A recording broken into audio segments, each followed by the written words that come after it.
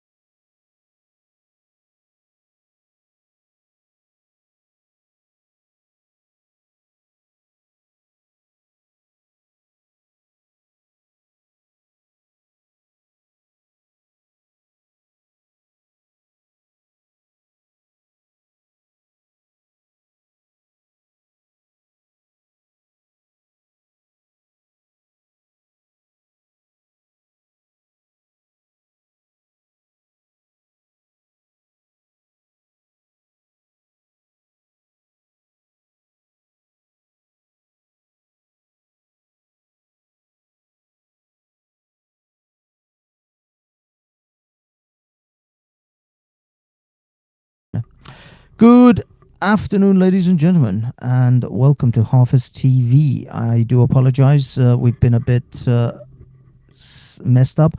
I've just started a. I've been live. I've been live on another channel. I've been live on another channel, and we were trying to get all the audience to link to this one, so it was a bit of a a bit of a mess. Peace. Okay, I am off the other show. Sorry, guys. Sorry, ladies and gents. I am off the other show, and now we're on this show. So let us begin the actual show, shall we? What are we doing? What are we doing? God, I am so unprepared. There was actually things I wanted to do. There were things I actually wanted to do, but I didn't do it. Because I was because I'm unprepared, because I did this in a panic. 1 second, ladies and gentlemen, I will be with you all very, very shortly, where we will begin this madness. Where is it? Why did I click on so many things? I clicked on too many things when I clicked. Okay, I'm almost there. Thank you, everyone, for joining us. First and foremost, thank you, Mr. Mossad. Thank you, Babs. You were awesome. Thank you, everyone else who's here. I don't know who that is, but thank you for being here. If you're here, where is it? Son of a beast. Where's the goddamn Matt Walsh one? Things are always messy. Always messy when you just try to get... What the hell? I had it. It was right here. And now it's not. God damn you. Talk amongst yourselves. Smoke 'em if you got 'em. While I find this clip. God damn.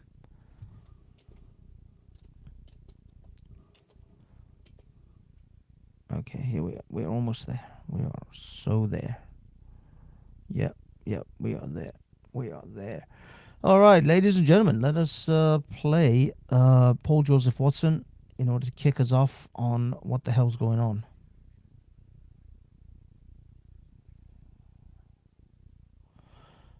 We are so close. Here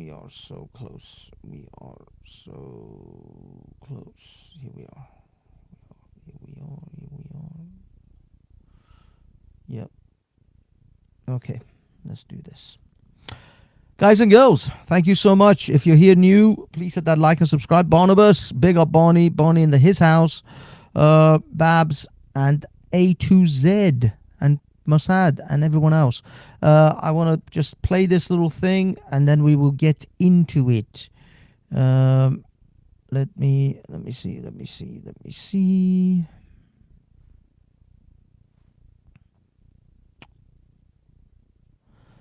Okay. Hopefully you guys can see it.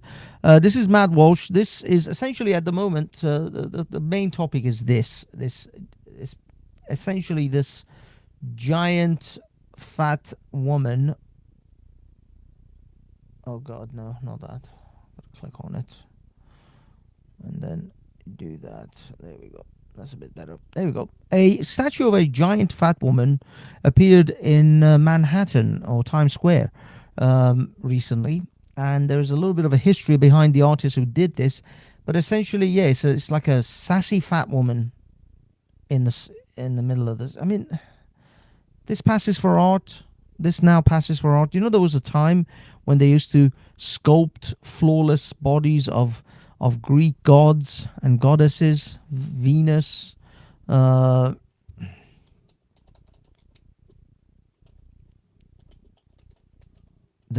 Michelangelo's statue of David.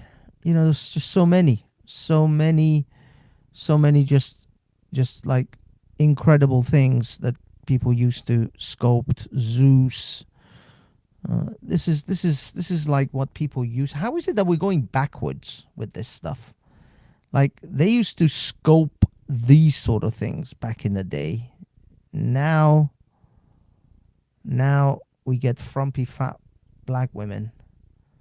Like what happened? Now the problem is I can't find the statue of David where it doesn't show his man bits.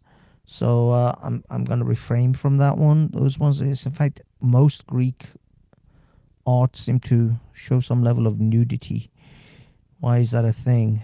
Why? I have to be able to edit these things. Okay, I'm trying to find ones which doesn't require, you know, doesn't show man bits. How is that? There we go.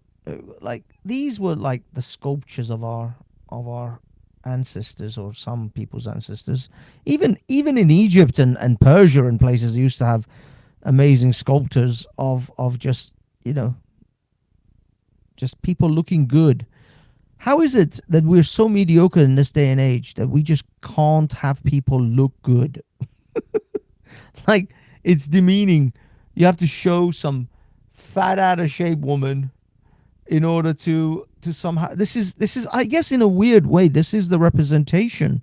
This speaks to where we are in modernity, in modern societies, where this is the representation of who we are, I guess. I mean, you know, this was the representation of what the Greeks wanted to be or wanted to aspire to, and this is what we are. It speaks volumes, to be perfectly honest with you. It absolutely speaks volumes. But here we are. So I'm going to play Matt Walsh's little segment, and then I'm going to play Paul Joseph Watson's little segment. But Matt Walsh's one is better because it describes the art of this particular artist and there's in the various sculptures. Yes, all over the world, sculptures of random black women are being thrust upon the public, and it's all because of a British guy named Thomas Price, who's apparently very angry that people don't go to museums anymore. This is actually something of an epidemic. So we'll go through some of these black woman statues here. This is a picture of one of them. It's from New Orleans City Park, and as you can see, the woman is positioned directly on top of the walking path.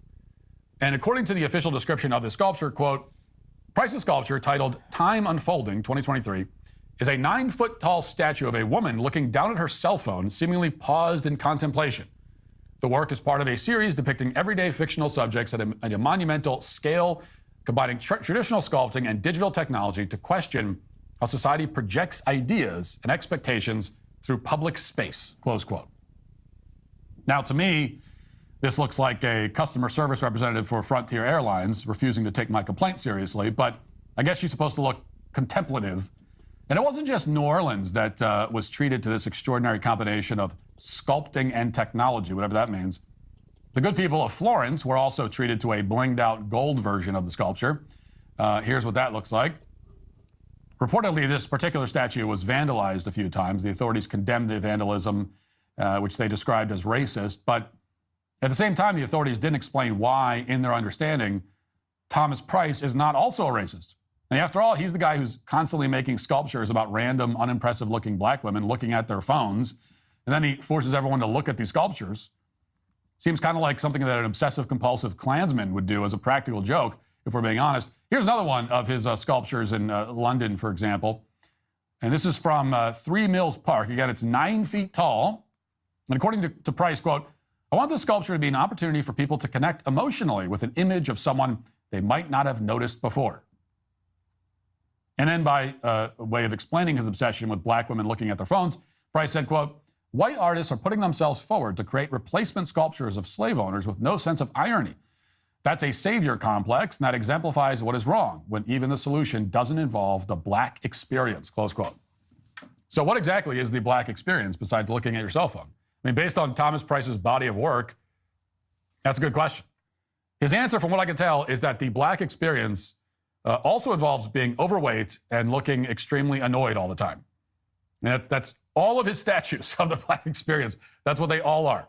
And that would explain this statue, which he just put up in Rotterdam Central Station in the Netherlands. As you can see, this one's a real winner. Apparently, it's supposed to be the same black woman from London, except she's added a few pounds to her waistline. That's what happens when you're a statue. You know, you're standing around a lot, not burning a lot of calories. So maybe you gain some weight. And her cell phone ran out of battery, so she doesn't have a cell phone. So we have kind of a narrative unfolding here. And if you follow these statues from place to place, you'll really see that story being told. Contemporary art is truly full of surprises. And so is Thomas Price, apparently. Because as you may have seen, in his latest act of mass artistic harassment, Price has managed to have one of his plus-size black woman sculptures installed in the middle of Times Square so that tens of thousands, if not millions of people, will be forced to look at it. He's genuinely outdone himself, at least in terms of securing a captive audience for his sculptures of unkempt black women. Watch. A new statue in Times Square we're told, turning heads. Yeah, I mean, I just wanted that segment because he basically described this artists, all of their other work. In this particular case, we just, this is just going to come to this bit where a frumpy woman, a frumpy, not particularly even well-dressed black woman standing in Times Square. I mean, there is like no significance to this whatsoever. This will not be remembered by anyone. And in fact, those other statues that Matt Walsh pointed out, I have no idea where these things were even installed. And apparently 2 of them were in London. So if I'm going to play Paul Joseph Watson's clip so you guys can actually see that one. Why is there a huge statue of a random fat black woman in Times Square? What does it really represent? The sculpture proves to be a well-liked juxtaposition placed among the more traditional statues in Times Square, which is the goal, according to officials. No, it's not a juxtaposition because those other people did something of value. That is why there's a statue of them. They say if you do great things, they'll put a statue of you somewhere. Those people were not just put there because it was the sign of the times or some nonsense. No, they were put there because they did something of value.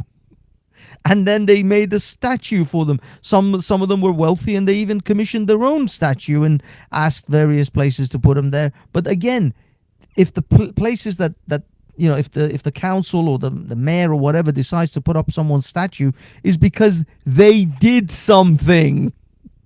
They were not just random people. Otherwise, I mean, if they made statues of peasants and just random farmhands, there would be billions of statues everywhere. Of placing said artwork in such a significant area. Right, so an insult to white people who actually did something meaningful to deserve a statue. Gotcha. Basically a white guilt public humiliation ritual. The statue amplifies traditionally marginalized bodies on a monumental scale. So it's a glorification of obesity. Who is she? Well, technically, she's whoever you want her to be. So, nobody then. A fictionalised character. They used to build statues of real people who actually accomplished something, or played a key role in history. Now they destroy those statues and replace them with glib, pretentious homages to DEI. It's making people not only stop and stare, but also reflect. Reflect on what? How vacuously crap modern art is. Listen to how the audio guide describes it and try not to burst out laughing. At the same time, the contrapposto pose of her body, a subtle nod to Michelangelo's David.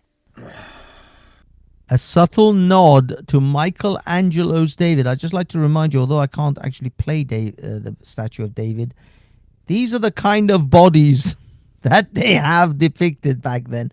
Okay. I think Paul might actually show us a little edited clip of David. What? Michelangelo's David? David was created. There you go. That's like the upper half. He's subtly. This is the beauty of having a well prepared pre-recorded video versus live streaming and winging it. But yeah, this is David. These are other statues of like Venus and I believe this is that's Venus, the Venus de Milo, Zeus, other Greek gods, and so on. And this is modernity. This is modern art today. The thing is, it's an insult to everyone and everything. But the key thing is, we celebrate mediocrity now. That's what we do. Mediocrity. People who sacrifice nothing, who do nothing, who achieve nothing. We celebrate that. I mean, talk about the fall of Rome. Holy crap. And Candor, Mossad, anyone else who wants to jump on the panel, guys and girls, I will post a link for a little chit chat, although I'm not aiming to run this thing too late into the night. But yeah, I will continue with created as an embodiment of the perfection of the human form. What's this an embodiment of? The human form of the average Walmart shopper. It is not quite Michelangelo's David. It's more like Michelangelo's Lizzo. I feel like it's a good representation for New York, especially because it's towards the BBW women. And a lot of people, what's BBW? Big black, like the big black women. Yeah, I hate to break it to you, but being fat and black isn't an achievement. Me being a plus-size black woman, I kind of looking at it was just like, oh, I wonder what me as a small child would have thought looking at something like that. Representation. I stand corrected. This is what the artist Thomas J. Price said about his supposed masterpiece. I hope Grounded in the Stars will instigate meaningful connections and bind intimate emotional states that allow for deeper reflection around the human condition and greater cultural diversity. I think I feel totally represented by that. You do?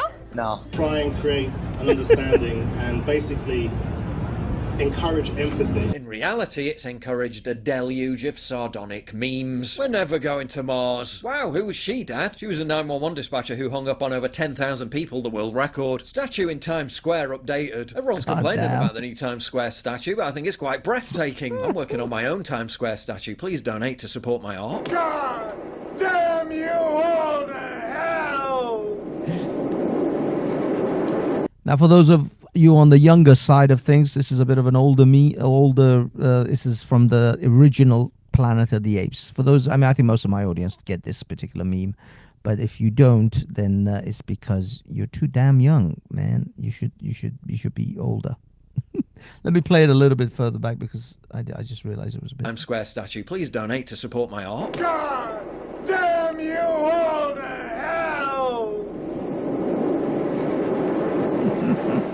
Is this really supposed to celebrate the contribution of black women to society? Because it's really not helping the stereotype. How does this statue erected in Times Square confront preconceived notions of identity and representation? It's just some obnoxious looking overweight black woman. It's reinforcing those preconceived notions. Even the pose literally screaming she got 6 kids by 6 baby daddies. Don't need no man with a handout demanding entitlements. This statue speaks to me. It says, you forgot to put my french fries in the bag and I know I already ate half the value meal, but I want my money back or I'm going to tear shit up in here. I'm a black woman. I see a single baby mama on welfare telling someone they aren't going to mess with her or her kids. Oh, thank God, I was beginning to worry that plus-size black ladies weren't the centre of attention for a moment. To have this work here is making a statement, potentially asking questions about what we value as a city, as a society. Which is what? Essentially, not being white, gluttony, and not achieving anything to be worthy of a statue. From the same city that removed and exiled a Thomas Jefferson statue. Still, it could always be worse. In Florence, Italy, just a stone's throw from the real Michelangelo's David, amidst the sumptuous elegance and beauty of the Piazza della Signoria, they installed this abomination. Yeah. Okay. We've seen these through the Matt Walsh one. So let's let Candor come up and say hello. Hello, Mr. Candor. How are you, sir? Hi, sirs. How are you, my good sir? How is life? Yeah, it's all good. I'm just looking at the situation. There's a one more. There's a It seems like a bit of an echo. Oh yes, sorry, there is an echo because I'm sharing the screen. As soon as I stop sharing, you should have the echo go away. How is it now? Should be okay now. Yeah, good. I don't know what it is. Some weird thing to do with my sharing screen. Every time I share the screen, the guests have some sort of weird echoes.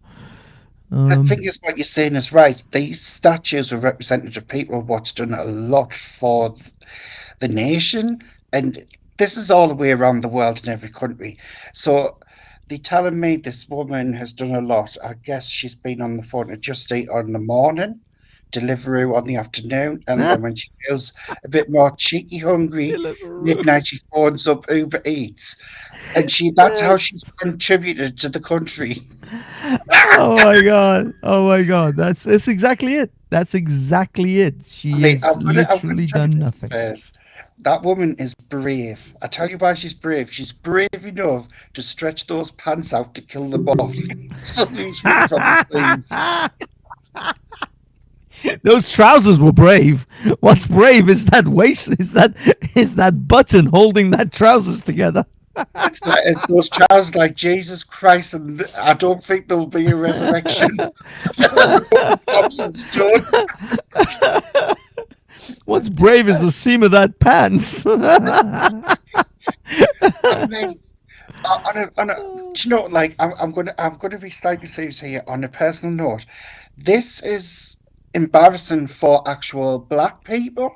Like, what the hell? Like, you know what I mean? It's just like, why couldn't they put a statue up of an actual black person? What has contributed a lot? What has moved things and what has done things for countries and things like that? Because there will be people out there, but yet they put up a common person who has no value whatsoever to society, and a young girl looking at on her phone. Wow, I know. We see that every day. I know. It's like get on any tube and you will see all of that. There is literally nothing remarkable about any of these things. It's funny how he says, I made these so just because no one might notice them. Yeah, it's like people we see them look like that every day. Exactly. It's like saying, you know, I did this sculpture of a rock because people don't notice boulders around them. It's like nobody cares about rocks. I wonder who commissioned this. The money. I hope it wasn't the taxpayer. Oh, dear God! I guarantee you. I bet you any money. Yeah, he probably has some kind of lottery funding or some other bollocks. I guarantee he doesn't fund these things himself. Because this is what I'm saying about modern artists and people like who make statues and stuff. They have no inspiration whatsoever. They are just pointless. I mean, in a weird way, though, doesn't it speak to a larger extent of what modernity has become? We just celebrate mediocrity and just low level, unachieving things. I mean, it's like we've, at least in this liberal lefty kind of sphere, because I guarantee you these people are woke. There's no way non-woke people would do this kind of stuff. Conservatives don't make these sort of things. So is it that they just celebrate mediocrity? They don't celebrate excellence anymore. Excellence. It seems like the celebrating ignorance, folks, everything under the sun, what you really shouldn't even be looked up to be even noticed. And I'm just like, what has happened to this world? What has happened to the standards of people wanting to achieve and be better than what they can be? You know what I mean? I think, Jesus. It's just like, where's the prize? It's unbelievable. There's another one I'm going to show you in a second as soon as I find the photo. Let me see if I can share it. This is a Tate Modern. Yeah, this was a Tate Modern piece. This, and also I think there was another one as well, which I'm trying to find actually. Last time I went to Tate Modern, I was 19, and I saw all of Picasso's Cubism period, and I was like, "Oh my God, you don't realize how big the paintings are? They're ginormous."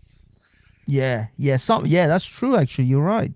I actually went there and I saw some, Jackson Pollock, and those weren't too bad. I kind of like that weird thing about Jackson Pollock's paintings. It's meant to be like, I think someone described it as he tried to paint his soul, or what his soul felt, or some nonsense like that. But either way, at least they had some degree of interest to me. But this was one of the Tate Modern pieces, which I'm not going to share the sound, so hopefully it won't echo. But do you see what I mean? Do you see that? That's just a bin bag. See, this is ridiculous. Do you see this? This is not art to me. There'll be somewhere where someone's put the signature on and then to call it art. There's a bucket in there. This was in the Tate Modern, and also this. And with this one, one of the was it this one or the bin bag one? The cleaner tried to clean it up. They had to stop her because they said, "No, this is art. Don't throw it away." The cleaner came and he says, "Oh my God, I'm going to have to find this cat. It's ruining the art. This is art. Don't throw the bin bag away because it's art." It's like, this is what I mean. This is essentially, it's just taking the piss. I swear to God, they lined up the catnip on that table. The cat came in and had a party on that wall. Oh my God. Sorry, did I mispronounce Jackson Pollock? Did I say something else? Mossad put in Jackson Pollock in brackets there. Anyway, but yeah, I don't get it. I don't get it anymore. Maybe I'm uncouth. Maybe I'm just some barbarian. But Barney, I'm calling you Barney. Fez, my background used to be design and art, and I used to do art illustration. And I am gobsmacked at what they call art these days. It's laziness. It's just pure laziness. There's no talent whatsoever, and they copy of the people before them. There's nothing new. Yeah, there was another one where some dude just duct taped a banana to the wall. Seen that one? You seen that one? You seen that one? What the hell? He just duct taped the banana to the wall, and now that's art. I hope a homeless person walked in, took the banana off, and ate it. That's a meal for the day. Oh my God! At least someone got fed from this art. It was useful. It was at least useful. Oh my God! There's another one I'm looking at. Admittedly, the what's her name? Tracy something or other. That lady who had her bed basically with messy bed with the condom on the floor and all that. She was in the Tate Modern. Do you remember her, Tracy? No, I don't know that one. So basically, a slapper showing her life. Pretty much, yeah. Pretty much. I'm not joking. Just some nasty slapper showing off her daily life, day-to-day shit. Some nasty, horrid-looking slapper with a narcissistic personality wants to show everyone what it's like in her bed. Hold on. That's I'm ridiculous. gonna find. She became massively famous from it as well. Tracy Emmons. Tracy Emmons. This was the bed thing. But the thing is, this at least required some degree of effort because she'd had to go and actually, put this bed in the Tate Modern, put all the crap on there. Think about it. The position of the condom. I'm more worried about her hoarding skills, like the lazy bitch. She can't even clean up after herself. And God knows how long those sheets have been washed. Look, they're not even ironed. Here's another one. Just a table with this stuff on it. I don't even know. I don't even know. There's like these two. Oh, it looks like tubes of paint. Cigarettes, obviously. Glass of wine, naturally. A couple of packets of cigarettes. One of them finished. The other one half, finished. Empty box of matches. A chopstick. And a bunch of paint and scissors. I think this is like, I guess the dude. This was his table. Just as he's making art. Yeah, they try to look cool with all like the stuff all over the place. Yeah. See, when I used to do art, I wouldn't dare leave crap like that because those paints are not cheap. Put it that way. They're really not. And CCD, that's cool. What you do there, freezing the lightning. But like I say, which one did CCD say? The last one or the middle one? It's the one he Candle. likes to record lightning and then freeze it, the video, and then capture the images. That is actually quite good. That is quite good. Oh, sorry, we've got another gentleman to join us. I'm sorry, I don't have any intro music or any claps or anything because this restream doesn't give me those options. So we're just gonna have to go with what we have here. And Mr. Mossad, how are you, sir? But there's no claps. I'm gonna go home. There's no claps. I'm sorry. This is restream. The best I can do is I can maybe do this for you. Must be funny in the rich man's world.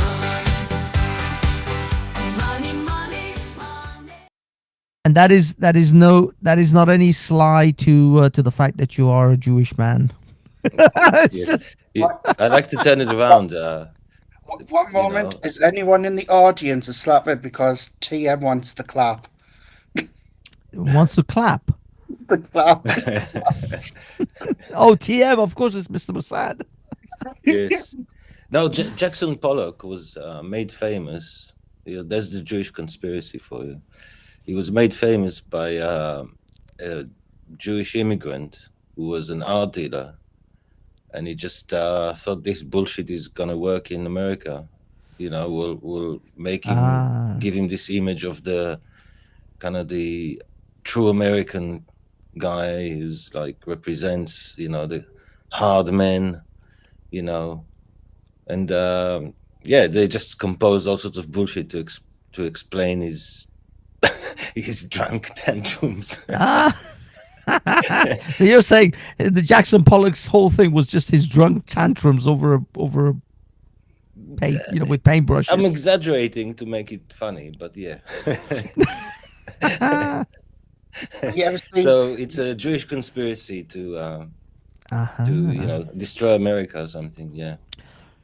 It's more like some guy thought this could make me some money, and he did. So there you go. Yeah. So what do you think about this this rotund woman in Jackson Pollock is Times Square? Michelangelo compared to this. Yes. I mean, it's just bad, Yeah, I just don't see these things ever being remembered again by anyone your ever. point was absolutely true because it's not special.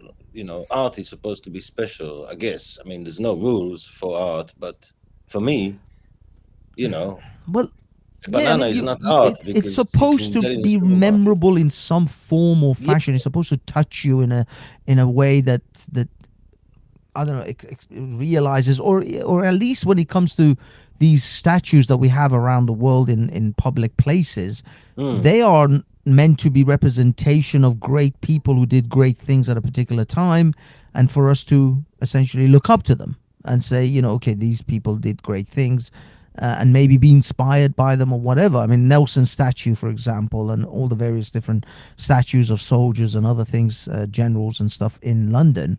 There's a lot of statues like that in London, but they are all significant people. They're not just some random fat person who just rocked Some up. of these statues are world famous. They're like iconic. You know, you get them in London postcards and stuff. You know, they're like world famous. Exactly. Really. Yeah.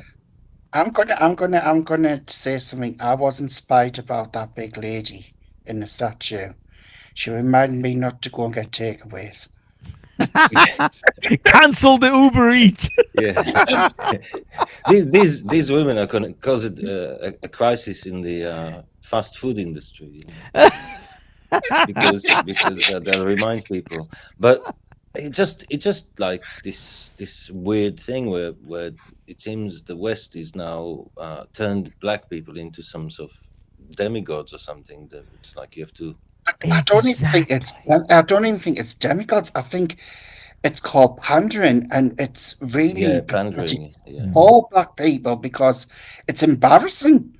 Like I'd feel like an object even more. This fake pandering, just to make them people like look. Oh, there's a black lady statue, and you're like, and. Well, it's the whole attitude of you're special because you just are. You're not special because you did something or achieved something. You just are born special. You know, that makes it really bad on the person just because you're a different you're a different ethnicity or you're special and like kid gloves and everything. It's embarrassing. Oh, you're special if you did something special, and it doesn't have to be. You know, you don't have to be a world leader. You could just be someone who dedicates their time to help other people. That makes you special. But there was this strange woman with big glasses on trigonometry. Oh my God! Yes, you've seen that woke lady. The one who wrote some the of book. it, and she kept saying that like these. You see, there's more than pandering. You're right, it's pandering, but it's also like turning them into something more than human because. She said that the Australian Aborigines are more human than us. Yes, and she was talking about their history and their culture was better, or some. She was trying to make out as if like Aboriginal culture was better than modern Western culture, and they didn't need medicine because they didn't have disease. Yes, they didn't need antibiotics. Yes, because they didn't get infections. No, they didn't happen. Because bacteria clearly didn't exist in Australia before people the have white been fighting infections for since forever. Since we began. Yeah, and no, look, some diseases didn't exist like in South America. Of course, yes, but not all. Not bacteria. Yeah, bacteria has been everywhere. Some diseases were brought back to the West, right? So diseases can travel, but. So but that's not the point, right? The point was that they didn't need it. So how come the rest of the world needed it? She keeps thinking like there's only white people, like it's so weird. The world has a lot of different ethnicities going on than just white people. I can assure you that Turkish people also needed medicine, and Moroccan people also needed medicine, and. It's not only white people get sick. It wasn't just the white people that needed the medicine. Yes, they're not the only ones who get sick. Do you know what this is? Just so bizarre. Do you know what this is actually giving us? What they're doing lately when it comes to black people in different ethnicities. Do you remember back in the olden days when they used to have the freak show circuses? I feel like it's coming to another level like that, putting them on parade and. All they've asked for is just like mutual respect and no racism. That's it. And now they're putting them on pedestals for everyone to point and look. It's like, oh, there's the freaks. That's what it feels like. And it's just like it's patronizing. Yes, it's patronizing. Yes. To me, if someone tries to do these things for like my people, I would be like, go F yourself. You think I'm a child? You think I need to be patted on the head? You see, that to me is racism. That is the core of racism, where you think I'm not actually mature enough to not be patronized by you. This is what I'm trying to get across. Like, they treat them as though, like, the inadequate, and they have to come and help these people because this is this, and that in itself is racism, and it is. It's that is the definition of the white savior complex. Yes, where you think you're better than me, and you're here to save my little brown ass from the woes of the world. It's open to people, and it really isn't. It's just like, whoa, slow your rolls. Rewind, reel it in, and just say, yes, we respect each other, and let people live in harmony, and let's get on with it. That's all you need to do. just treat me as it. This is the thing. Most people just want to be treated as peers. They don't want to be treated as children or lesser. For sure, they don't want to be treated as second class. They don't want to be treated as lesser, but they don't want to be patronized, or they don't want to be treated like children that need looking after either. To me, that's DEI. DEI is you telling me I'm not good enough to make it by myself. I need you to give me a leg up. I need you to give me a step up. That's why the white liberal has to come and save my brown ass, because I just can't do it. Well, you can kiss my brown ass. Like Neanderthal disability people, it's ridiculous. Like, the grown-ass people, all they're asking for is just a bit of respect. Like, works both ways, that's it. Let live. It's I don't know. I despise. I mean, in fact, if I find someone who wants to do that, who wants to like through their whatever white guilt or liberal guilt wants to give me a leg up, I feel like I have to now resist you. I have to fight against you giving me benefits because you're making me look like a child. So it's weird. I have an adverse effect to someone who wants. It's like, I'm trying to help you, you brown little sand jockey.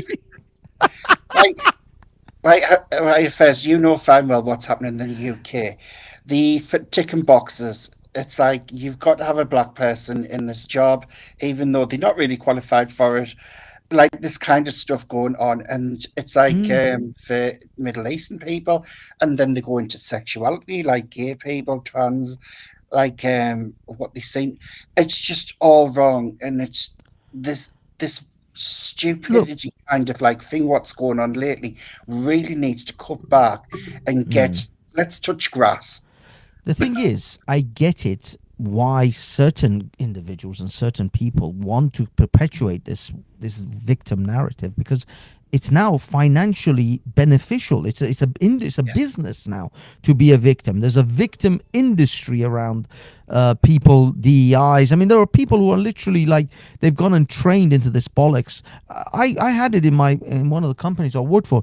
We had people come in and give us little presentations on equality and fairness and equity and all that shit. We had a trans person to come and tell, even though we had no trans people working in our office, but we still had a trans person come and give us a presentation about trans equity. Where I was like, who am I supposed to apply this to? We don't even fucking have someone that's trans. Why am I listening to this? It's like they come in and shove it down your neck and force you to suck on eggs on stuff you already know, because you have common sense to start with. Like treat your work colleagues like your friends, like people you like to work with. Unfathomable to other people. I mean, don't get me wrong. I don't think everyone, because work is as an environment, kind of like school. You're forced together, not necessarily you chose to be together. So not everybody's going to get along. You're going to have, some people you may not particularly like. I've had bosses that I hated, and I've had colleagues that were just idiots and so on. But for the most part, for almost 99% of my working career, I've liked the people I worked with. I liked them. I hung out with them. We went drinking together. We hung out after work together. We did things because we were a team. And I liked the people I worked with. Oh, back in 2 minutes. No worries, Mr. Mossad. I was different at first when I worked. It was just do the job, get the work done, smile, keep it short and sweet, out. Then my life begins. But the thing is, some jobs, yes, some jobs are kind of like jobs you hate. Jobs I hated was like that. I just hated that environment. I didn't want to hang out with anyone in that environment because they reminded me of the work I hated. So I just wanted to get away from them and everything to do with that job. But the jobs I liked, the jobs I worked at, the companies I liked to work with, and I liked the work I did, and especially the higher level IT stuff, and we were doing some really cool stuff. We introduced new products into the UK. We did all sorts of like really, really interesting stuff. I like that job. I like the people I worked with and everything about it. Now, eventually, my career took different routes, and for my career purposes, I had to like leave the company. But overall, for the period I worked, I really, I have great fond memories. I'm still friends with the people from those jobs. The jobs I liked, I'm still friends with the people I worked with. The jobs I hated, I don't talk to any of them. I don't even know them anymore. I don't even know where they are, dead or alive, because I hated the job. So if you like your job, you tend to like the people you work with. But yeah, you're right, Candor. If you hate it, yeah, you just do the work and get the F away as quickly as possible. 6 to 8 hours a day, and then they turn around and say, "Would you like to go for a drink after work?" No, bye. I already hate being with you all day. You think I want to extend this hell? And then when it came up to Christmas party nights out, I think I'm going to be ill that day. Why are we organising it in September? I said, no, I'll definitely be ill that day. And every day in December, I'll be ill. Are you kidding me? You never went to any of the Christmas parties? I avoided them like the plague. You really hated that place. The thing is, I literally straight up and said to the boss, I'm going to be ill that day. And he just looked at us and started laughing. He didn't even want to go to the meeting. There you go. Now the thing is, if I work in a place that I hate, number one, I don't work very long in those places, but it is a massive motivator to move away, to move to a job you do like. If you can't stand going into work every day, and it's the thing you have to do the most in your life. In fact, I talk to colleagues at work more than I do to my own mother, because I just see them all day, every day, whilst I don't see my mom all day, every day. I see her at the weekends or whatever. So it's you see the people you don't particularly have a lot of, in the beginning, certainly, you don't have much of a connection with, more than you see your own family members, your dearest loved ones. Yeah. But in a way, I can understand, say someone, they're from a different part in the country, they move down to London or something like that, they end up getting a job at London, they don't know that many people, so these are the people what they're mainly going to be known for 8 hours a day. So I can see that being the reason why you'll probably want to bond with those people more. But for me, it's just no, I just want to go home. Well, yeah. I mean, if you don't gel with those people, for me, it was always very simple. If I don't gel with people that I work with, then I work essentially within that period where I realized, no, I can't work here anymore. That is the first day of me starting to look and getting another job. Yeah. That's where I begin the process of, okay, I can't stand this place. I've never, luckily for most of my life and most of my working career, I've never had to work just for a paycheck.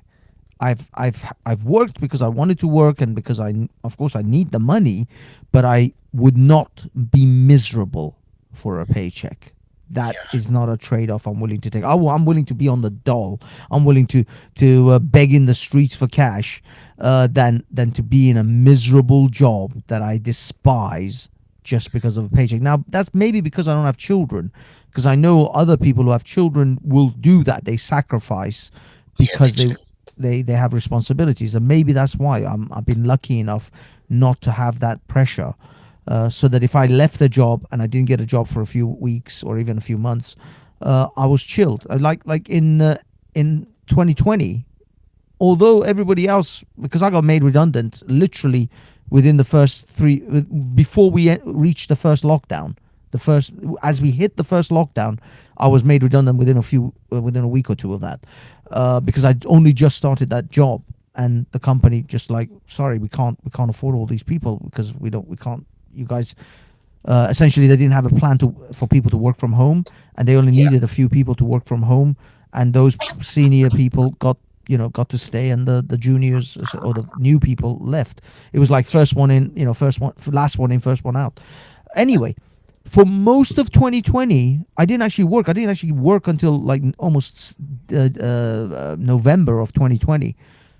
I loved it. It was like being a uni. It was just totally jobless bum. I mean, I had savings and I was fine. It wasn't like I needed the money, but I was just chilling. It was awesome. That was a great summer 2020 for me. I just did nothing. I was a complete bum. Chilled out, hung out, saw friends and family, and then at the end of sort of tail end of 2020, I landed another job and I was fine. So it wasn't like I needed it, but in fact the break was great. The break was awesome. And don't get me wrong, towards the end of 2020, I was like, okay, I better start actually getting a job and start doing things because it's getting on a bit. It's a total different scene because like up north, it's a lot harder. You've got hundreds of people competing for the same job. Yeah. Then down south, there's more opportunities for people to get work than what there is up north. And that's the big problem in the UK because there's not enough work up in the north and it's all headed to the south. Yeah. Sorry, Brandon. Hello, mate. Hello, guys. Candor, you may or may not know Brandon. Brandon is a chap who comes from the CT channel. At least he found CT and then he found me. And he runs the Looney Tunes channel, I guess. This is like a Looney Tunes based channel. He loves the Looney Tunes. Hello. I used to do when I was a kid. So what's up, Brandon? Have you been following what we've been talking about? I'm new here. Oh yeah, you're brand new here, but I know you. Obviously, I know you from CT's channel. Actually, Kando, you know CT, right? You know CT. Yes, I do. Chaotic Truth. Yeah, Chaotic Truth. Yeah. Okay, so yeah, you I know have to be Cam Love to order up on the panel. So what's up? What's up, Brandon? Mr. Mossad. Let me just quickly introduce you. Candor, I know Candor from another chap called Monobus, Midlife Pro Logic, and also kind of CT. But Brandon these are just different people from different panels and different like YouTube channels. That's cool.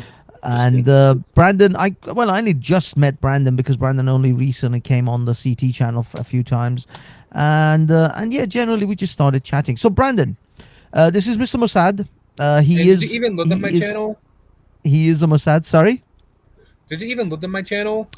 I looked at your channel. Nobody else has. These guys, they just met you. But I did check. Do you like it? Yeah, I mean, I'll be honest. I kind of grew out of the Looney Tunes, like kind of after puberty. But I still like the Looney Tunes. Don't get me wrong; they're still awesome, and I love Taz. And the other characters, but I haven't watched any Looney Tunes stuff for a long time now. Although I understand Pepe Le Pew is no longer part of the fold because he's considered a sex predator now instead of just a very persistent guy. I'm not joking. They consider Pepe Le Pew as a sex predator now rather than a very persistent skunk who wants to mate with a cat. Well, he doesn't need Pepe alone. I mean, he's a pure lost soul just looking for the love of his life. Exactly. Evil. He's just a very romantic little French skunk. But yet, the point, he was funny, but he was also a little sad, right? That was the whole thing about it. Well, yeah, and also, as I said, the cat was desperately trying to get away from him. Yes. So so this is why they consider him to be somewhat of a predator now. He's more in the category of P. Diddy than he is in the romantic little squirrel, little skunk. But then this is interesting because I met you on the cat is female channel. I have to Kim up, also won't be able to be on the panel. Yeah, I mean, I'm not so fussed here. If you want to be on cam, be on cam. If you don't worry. I'm not that strict. But sorry, Mossad, go on. Yeah, it's interesting because in this case he's harassing a female, right? Mm-hmm. But you know, the hunter with Bugs Bunny, he's not just harassing him; he's trying to kill him. Yes, yes. Just harassment. I mean, I prefer harassment over murder. Personally, yeah, Elmer Fudd is actively trying to murder Bugs Bunny, and yet he doesn't get cancelled. Pepe Le Pew gets cancelled. Murder. Yes, is the Roadrunner still alive with the wolf? Well, this coyote that is chasing that poor bird. Yeah. Wily coyote. I don't know what's going on there. Yeah. The Wily Coyote is the one that chases the Roadrunner. Now, those two, as far as I know, because it's a the carnivore versus the herbivore predator sort of prey situation, they haven't cancelled them. Let's put it that way, because Coyote is trying to actively eat the Roadrunner. Again, that's worse than it is worse. It is still worse. You know, being eaten. But good. nevertheless. And do you do Restream or StreamYard? Sorry? Do you do Restream or StreamYard? Yeah, no, this one is on Restream. It's just because I don't pay for StreamYard. What's So with all StreamYard the isn't technical free. questions, man? Well, he's I think, I mean, he's kicking. You've got quite a lot of videos actually already uploaded. So I guess because he's kind of a YouTuber. Let me ask you a serious The question. sub count's over 4,400. Has anyone watched Ethan versus Hassan? Oh, Ethan. Yes. The YouTuber Ethan. What's his surname? Like peak drama has been reached. I don't think you can go further than this. I mean, it's just incredible. Yeah, that I think finally Hassan Piker reached peak jihadi. I'm thinking. Tell me if I'm crazy. Anyone welcome to give their opinion. But you know his background, right? Who? And does the other people? Does the other people here have a favorite? Oh, hold on, Brandon. We've switched slightly, but just bear with me. I'll come back. It's Ethan Klein. There you go, Ethan Klein. Yes. Yeah, but So, whose background? Hassan's background or Ethan's background? No, Ethan is pretty obvious. He's born to Israeli parents, I think. Have a great night, Kandor. Thank you for coming. You're the man. Love you. And guys, I just didn't want to interrupt you. No. It's all good. Could you do me a favor? Could you post your channel for me so that I can post it in the link, and also I can subscribe to it myself? Oh, bye, Kandor. Yeah, Kandor's leaving. Good man, Kandor. Okay, guys, this is Kandor's channel. He's starting out. He's only got 7 videos, but he's already got 336 subs. So you're doing well, dude. You're off to a good start for 7 videos. Christ. I'm shocked. But no, thank you for letting me on. And thank you for the chat. It's been great. Everyone have a good night. Everyone in the chat, have a good time. Have a great one. Now, how long does your streams usually last anyway? Bye, good night. Take care, Kandor. Take care, my man. Have a good one. By the way, guys, yeah, Kandor, as you can tell, he's a great personality character. So go over and sub to his channel. I haven't actually seen any of the videos. I only just subbed myself. What is it about? Well, the last one was, I think, about fashion, and they were critiquing. But I mean, he's a very flamboyant sort of gay guy, so he's going to be talking about a lot of flamboyant stuff.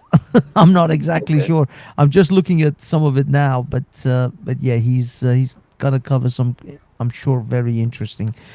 Probably a lot of it, from the gay community and from like that kind of trans gay, possibly fashion, burlesque, all that jazz. I'm sure he's gonna cover all of that stuff.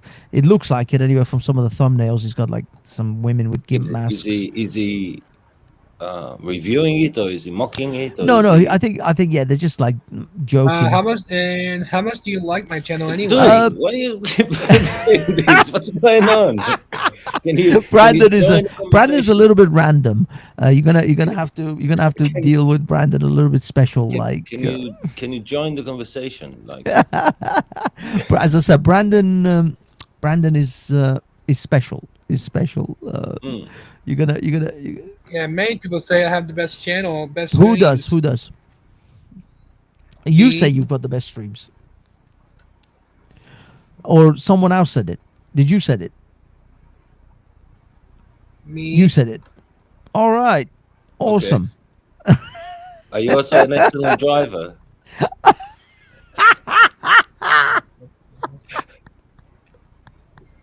Holy shit. Anyway, Holy shit. You got the joke, right? Yes, I did. Oh my god. Okay, Brandon, hold your thoughts for 1 second. Masad, what was it again? I'm an average guitar player, if it helps. Average quantum airlines only. But yeah, you were saying, sorry, I missed what you said. Well, we kind of split on multiple topics. I've lost track. No, we were just chatting about Candor, I think, and something to do with that. Whether he's mocking it or he's reviewing it. Yeah, I don't know. Because I haven't actually seen any of it yet. But I would imagine he's going to add a bit of like his own comedy and character to the conversation, because he is quite a character kind of. When you hear him talk, he's got a very, very interesting character to him. So yeah, I'm sure. I want to float my Hassan theory. I'm dying. Yes. Go on. You said something about Hassan's background or something like that. Yes. Go on. So this is what I know, and apparently it's verified. I mean, people can check as well and see if it's true. But he's like one of those passport babies. In America, they have this law: if you're born in America, you're an American citizen. So a lot of people take advantage of it. So anchor babies. Yes. So a pregnant woman goes have the child in a private hospital in America, which is always pretty good. And then the child gets citizenship. Potentially, the parents can get citizenship as well. Yeah. The parents get to stay because of the baby. Yeah, so what happened with Hassan? They had the baby and flew back to Turkey, right? His parents are very wealthy. Yeah, many people say I have the best channel. Okay. All right. Hang in there for me, Brandon. Just hang in for me. Just give me a minute. It must be the best channel then. Go on. So they flew back to Turkey. His family is very wealthy. His father is like in some big business there, and he also formed a political party. Okay. 18 years later, Hassan turns up in America with no Turkish accent and starts working at TYT, which belongs to his uncle. Of course, yeah. Right? And then he has this great idea of doing streams, which lots of people already been doing, but it's apparently his idea. Well, maybe he had some kind of a unique angle to it. I don't know, Not but really. yeah, I mean, Twitch was massive way before Hassan ever got there. But the funny thing is, Destiny was streaming. I knew about Destiny. Yeah, Ninja, Destiny, all of these guys. People, I didn't know them all, but they, I knew a few, and came across the stuff. I think he may have, because of maybe his connection with TYT or something else, he may have had some kind of insider contact with the Switch team, the admins or whatever, because back then, before the Hassan Piker era, like you said, Destiny and Ninja and a whole host of other Twitch. Twitch. Not just Twitch. There were other sites. There was DLive, and there was there was a lot of people who were doing some great stuff on Twitch and were very successful. And then this era wasn't Joe Rogan already streaming as well? Well, he was doing his podcast, but I don't know whether he was streaming on Twitch. I don't think he's ever done anything Twitch, with but Twitch. he was streaming somewhere. Yeah. I think he was on YouTube, and then he got the Spotify deal. But his podcast was already available because he was with Joe Rogan. He was big in the podcasting world, so he was on like iTunes and all these other podcasts. That's later. No.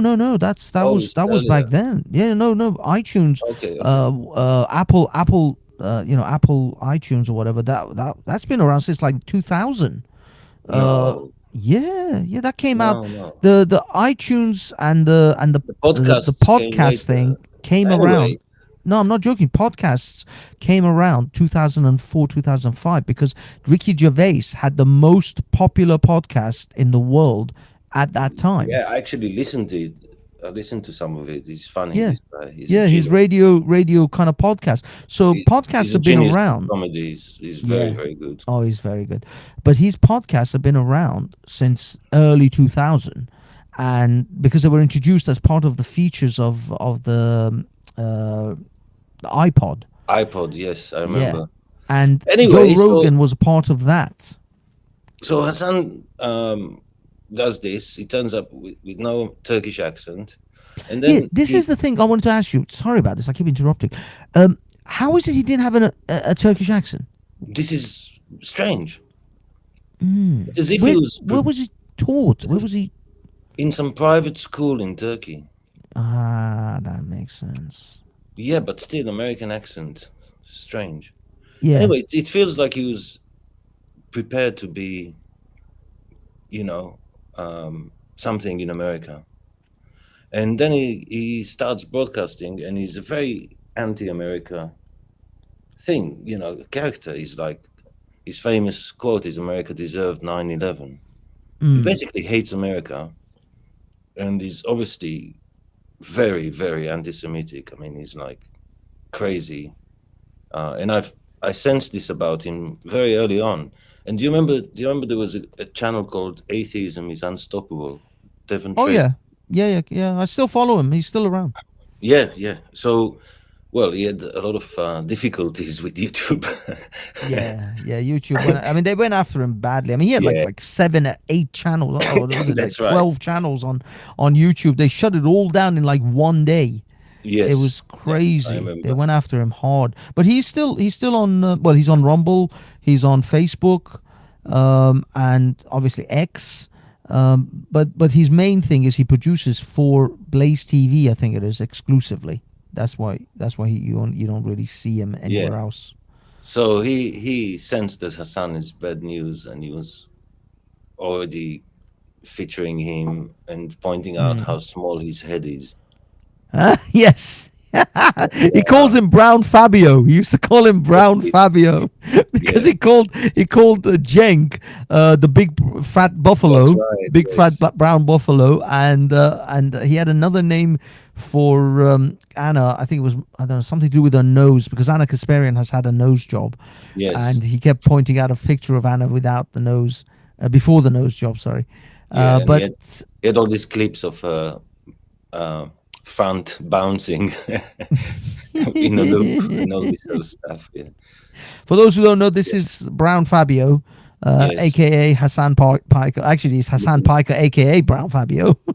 Yes. So the party that his father founded negotiated the release of Sinwar, the guy that masterminded the October 7th massacre. Oh, interesting. The guy that threw a stick at the drone. Yeah. I know Yahya Sinwar. Yeah. I covered that. I actually did some. I think I did some video about that. There's a strange connection there. I mean, it's all circumstantial. There's no forensic evidence, which is what Hassan talks about. And it reminded me of a show that I watched on a plane once called The Americans, which is based on a true thing. The Soviets had these couples trained to be Americans. They invented the past for them. Yes. They had American accents. And one of them, which is also true, became neighbors of the head of the FBI unit dedicated to finding these people. So one of the actual Russian spies became the head of the FBI to find Russian spies. He was the neighbor of the guy. Oh, he was their neighbor. Oh, And my they became God. friends, and they used to go play tennis together, and he would ask him questions about his investigation and everything, and it was just crazy. Oh my God. And they were all caught I think 2010 or something, and around that time, I think I can't remember exactly. Yeah. And the show came after, and yeah, they were. I mean, people thought they were American. Like they everything. They had everything. All the background, fake photos of them with their families, and everything. It was just, and they were meant to forget their past, know that they're never going to see their families again, their real families. Then they had children, right?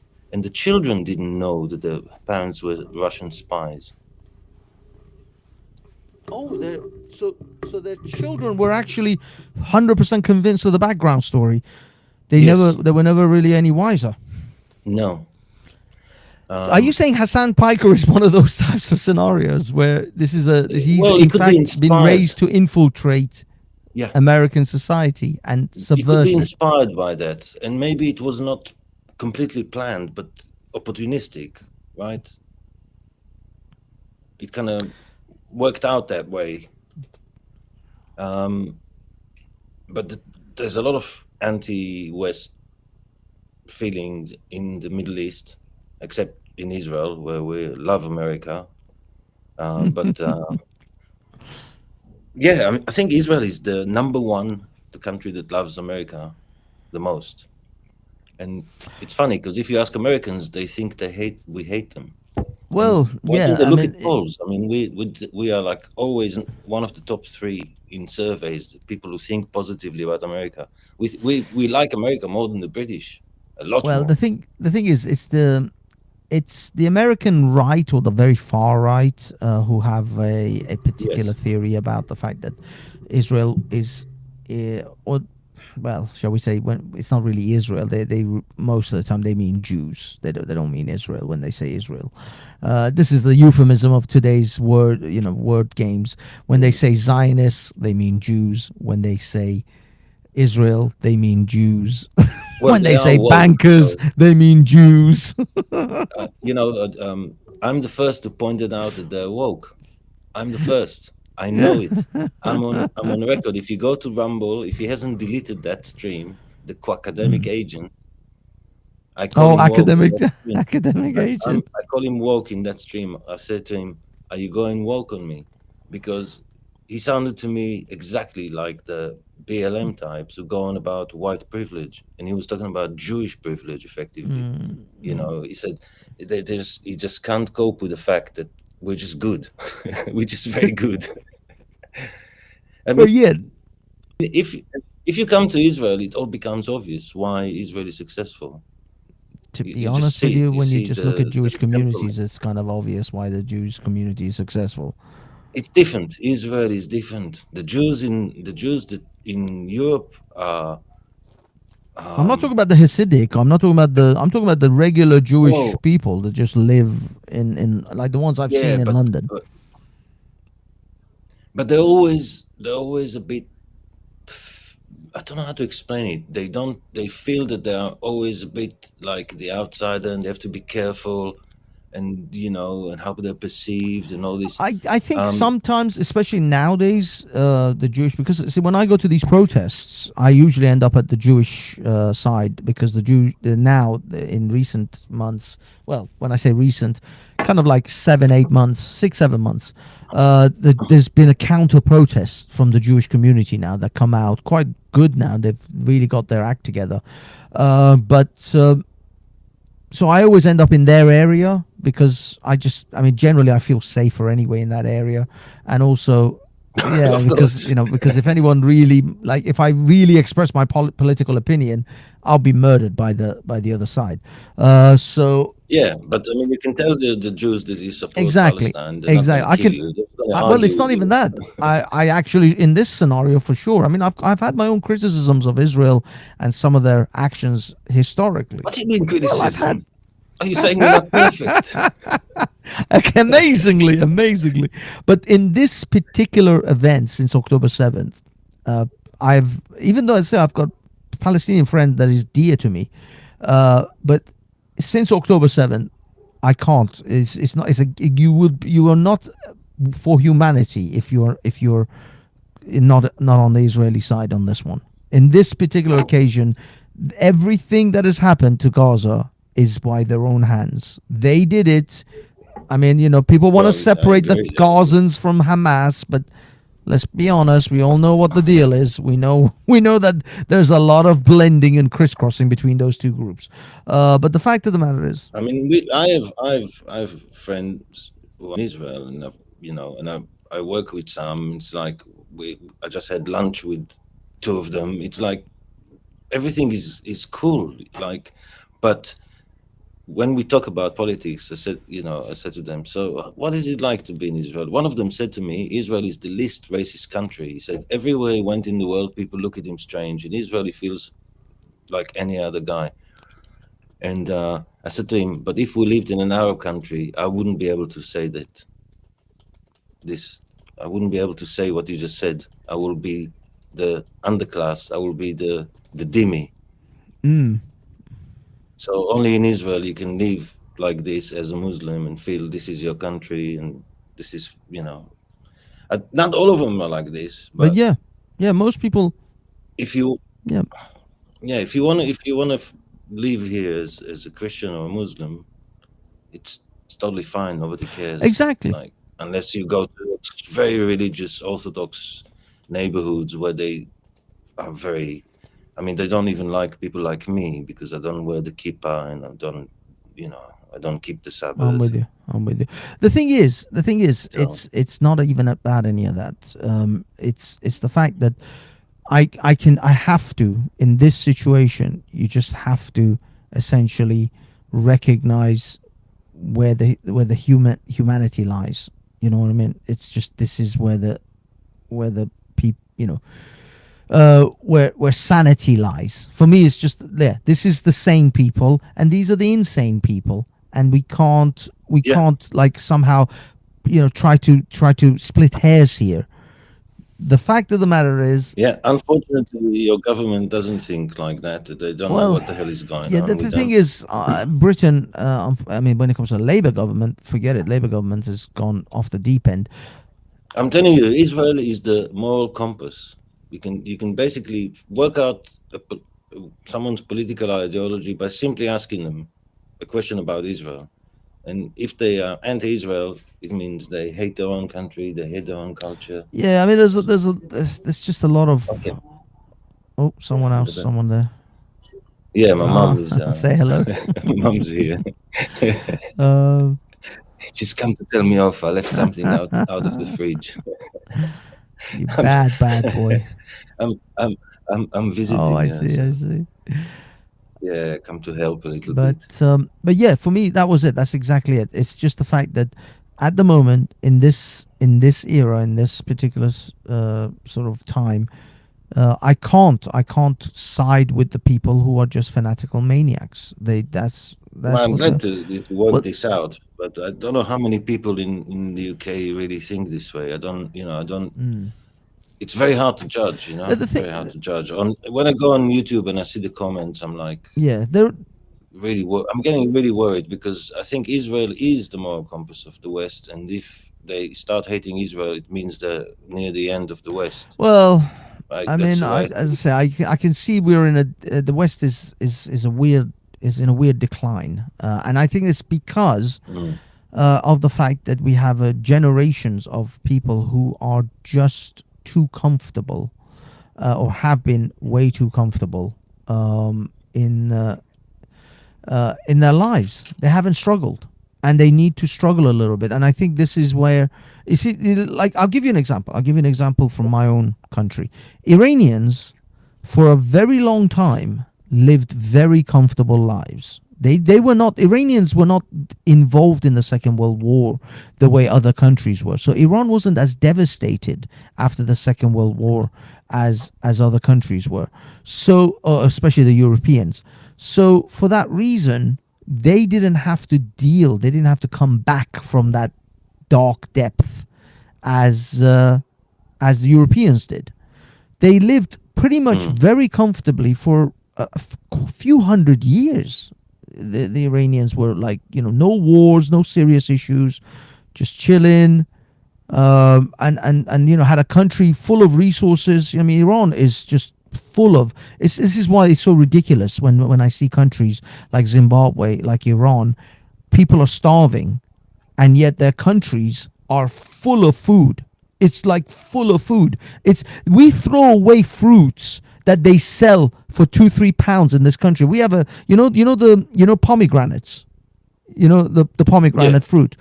The ones that they sell for like £1.50, £2 in supermarkets in this country, in Iran, we throw those away. They're too small. They're too pathetic. We only keep the best ones. We only keep the really big ones. There are pomegranates in Iran the size of a football.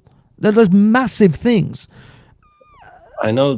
We have pomegranate juice. Yeah, here. And they only started discovering pomegranate and its sort of value and its nutritional value for your blood pressure, for diabetes. It's got like a plethora of health benefits. I grew up drinking and eating pomegranates all my life, and my father used to buy them in boxes, like boxes of 12, 14, 16, that kind of thing.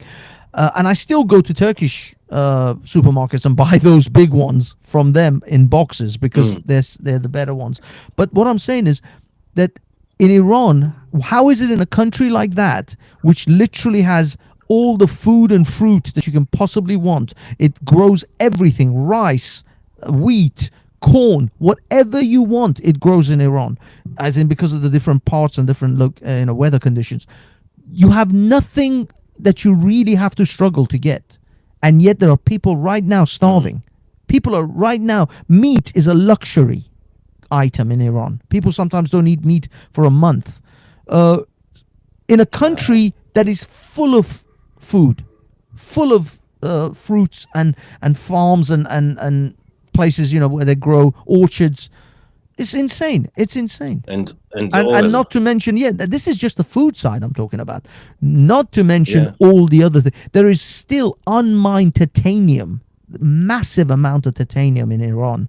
Titanium, one of the most valuable, hardest metals in the world. One of the problems in Iran is the geography, where it's not easy to move stuff around because it's so full of mountains. Certain areas there's mountainous, but generally those are problems you can solve with modern day technology. If they had a country, if they had a government. You know that many of the bridges there were built by Israeli companies. And Germans. There's a train station still built by the freaking Nazis. It's still being used. It's still one of the better trains, railways than the rest of the ones that the Iranian government has built. Also, the South African power cuts. It's because they became anti-Israel. Israel built the electric grid. Oh, I see. So once they become anti-Israel, all the people left. So there's no one to do. Oh my God! You see what I mean? But this is what I'm saying. It's not. It's the problems with Iran, the problems with like Zimbabwe or even South Africa, are not the land. It is the people. It is the governance. Well, it shows you the power of good management, right? People think a good manager doesn't do anything, but exactly. If you're a good manager, actually, people probably think that you're not doing anything at all because everything runs so smoothly. Yeah. Good management is like being a referee in a football game. The game just runs smoothly because you're a good referee, because things are being done at the right times and the right thing. You're making the right calls, and the game just flows. But if you're a bad referee, everybody notices a bad referee because he makes terrible decisions and does things that disrupt the game. But if you're a good referee, everything runs without you. People don't even notice you on the field. That's how good managers are supposed to be. That's how good governments are supposed to be. So problems in these countries is because of their governance. And what I'm saying is that if you look to others, if the Palestinians, getting back to the Palestinian Jewish thing, all the Palestinians need to do is to accept that they have to live along and live with Israelis. And if they make that decision, their entire world would change overnight. They won't, not in the next 20, 30 years. They just won't, because they're educating the kids to be like that. Yeah. And the UN and the EU and all these bodies are part of this scam to keep that struggle alive. See, the world seems to hate Israel's existence, So they always put it in a bad light, and they always promote the people that want to destroy it. Yeah. That's just, instead of telling the Palestinians, look, you have to accept the Israelis are not going anywhere, and you can live in peace and have half the land, which has been offered to you. But the world doesn't do that. They keep going on. They keep giving them more and more money. They keep treating them exactly like they do with those black statues. This is how they treat them. Yeah. And this is the result. They what's the word? Empower them to continue this stupid struggle, and they die because of this fetish of the West. This is what I mean. And this is what I was saying about the right. We're getting sort of circling back to the far right. They also have it in their head that every woe and every problem in their lives is somehow related to the Jews. I mean, I know a lot of people don't want to say Jews. This is like a thing where people just don't want to say it, but that's what it is. That's what they're, Well, you saw on another channel we were on, this woman came on and said that, America went into Iraq in 91 for Israelis. Yeah. Where they're convinced. They're absolutely convinced of these things. We actually suffered because of this. Yeah. Well, not only that, ISIS came about after that. All sorts of... It's the second round. That's the second round. That's in 2003. But I'm talking about 90 or you're talking about the 91. early 90s. She blamed us for that too. Well, in fact, it was all over Kuwait. Yeah, that was for Kuwait. That was absolutely for Kuwait. Kuwait was the one that, in fact, well, I mean, it's because, I mean, to be honest with you, look, there are dirty games that people play. The Kuwaitis have been cross-drilling into Iraq for years. And Saddam Hussein knew this, and he was absolutely pissed about this. And he's complaining to the Americans because he figured the Americans were his allies. And they're like, what are you doing? Why are you letting these Kuwaitis do this? And the Americans kind of played as if they're hands off, even though they were the ones who taught the Kuwaitis how to cross drill into Iraq. I mean, you think Arabs know how to do this shit? Of course, Arabs don't know how to do this shit. Arabs don't have a clue. There's some of the dumbest people on the planet I've ever met. I know what Arabs are. Yeah, I can imagine the meeting. The Americans that run, or the British that run that oil field, said to the Kuwaitis in the annual report, the reserves are going down. And the Kuwaitis said, what can we do about this? Well, this is what we can do. We could drill it sideways. Exactly.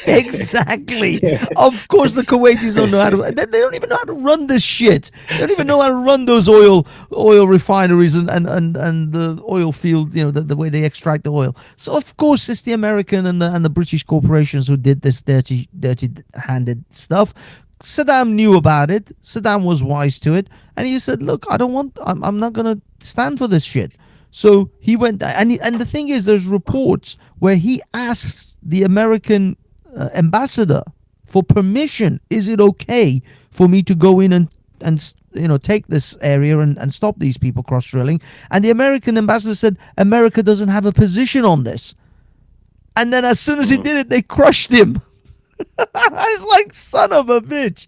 But that's the politics of the world. Look, I accept the world for what it is, and I know there are dirty tricks that people play, and they do dirty-handed stuff. And then what happened? He started throwing missiles at us. Well, this is the thing, because he blamed the Jews for the American corporations.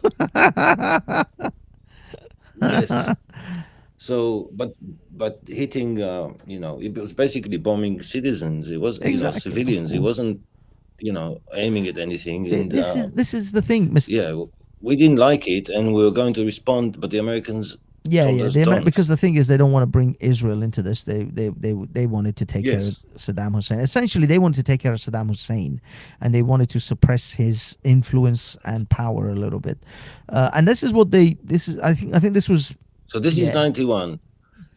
But in 2003, people remember to the Congress asking, saying that they should hit Saddam, and there will be the Middle East will be beautiful with Netanyahu with his nonsense. Anyway, then from that they say Israel wanted America to invade Iraq in 2003, and the British and the Americans fought for Israel. But again, that's false, because if you actually look through the details, which people don't, the Israeli cabinet had a meeting over this, and they decided to advise the Americans against this invasion. And Sharon had a meeting with Bush, or a call with Bush, and told him the opinion of the government. And Bush asked them to keep quiet about it and stay out of the whole thing. As an ally of America, this is the best thing you can do. So Israel just does what America says.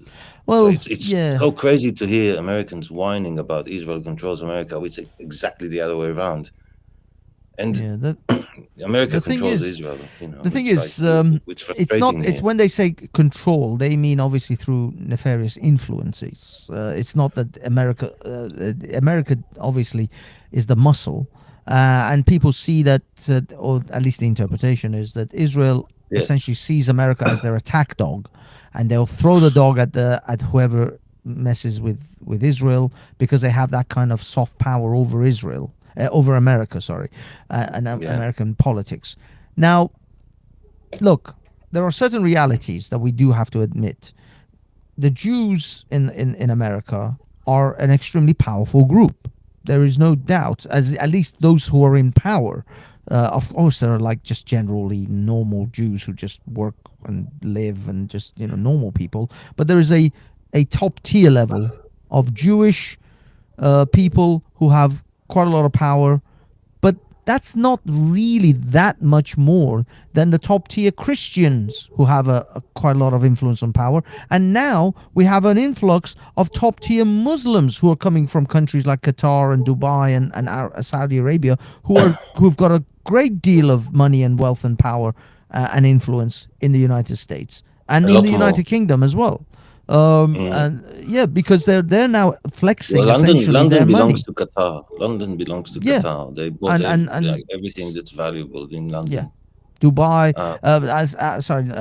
Arab Emirates and Saudi Arabia. Yeah, it's pretty much split between those three. The fact is, they're flexing their muscle now. They're flexing their power. What people don't understand, and I was speaking to the academic agent, I was amazed at his ignorance and his confidence, and arrogance despite his ignorance. The Jews in America don't support Israel very strongly because, one, they are Reform Jews. They're not the same type of Jews that we are. We're the same people, but they kind of went through Reformation, and they disconnected the ethnicity from the religion. So they don't see exactly, a lot of them don't really see the point of Israel, because why would a religion need a country? Right? So they don't support Israel very strongly. They have some connection with Israel, and we're the same people. But the people that really support Israel are the evangelical Christians. The largest Zionist organization in the world by far is Christian.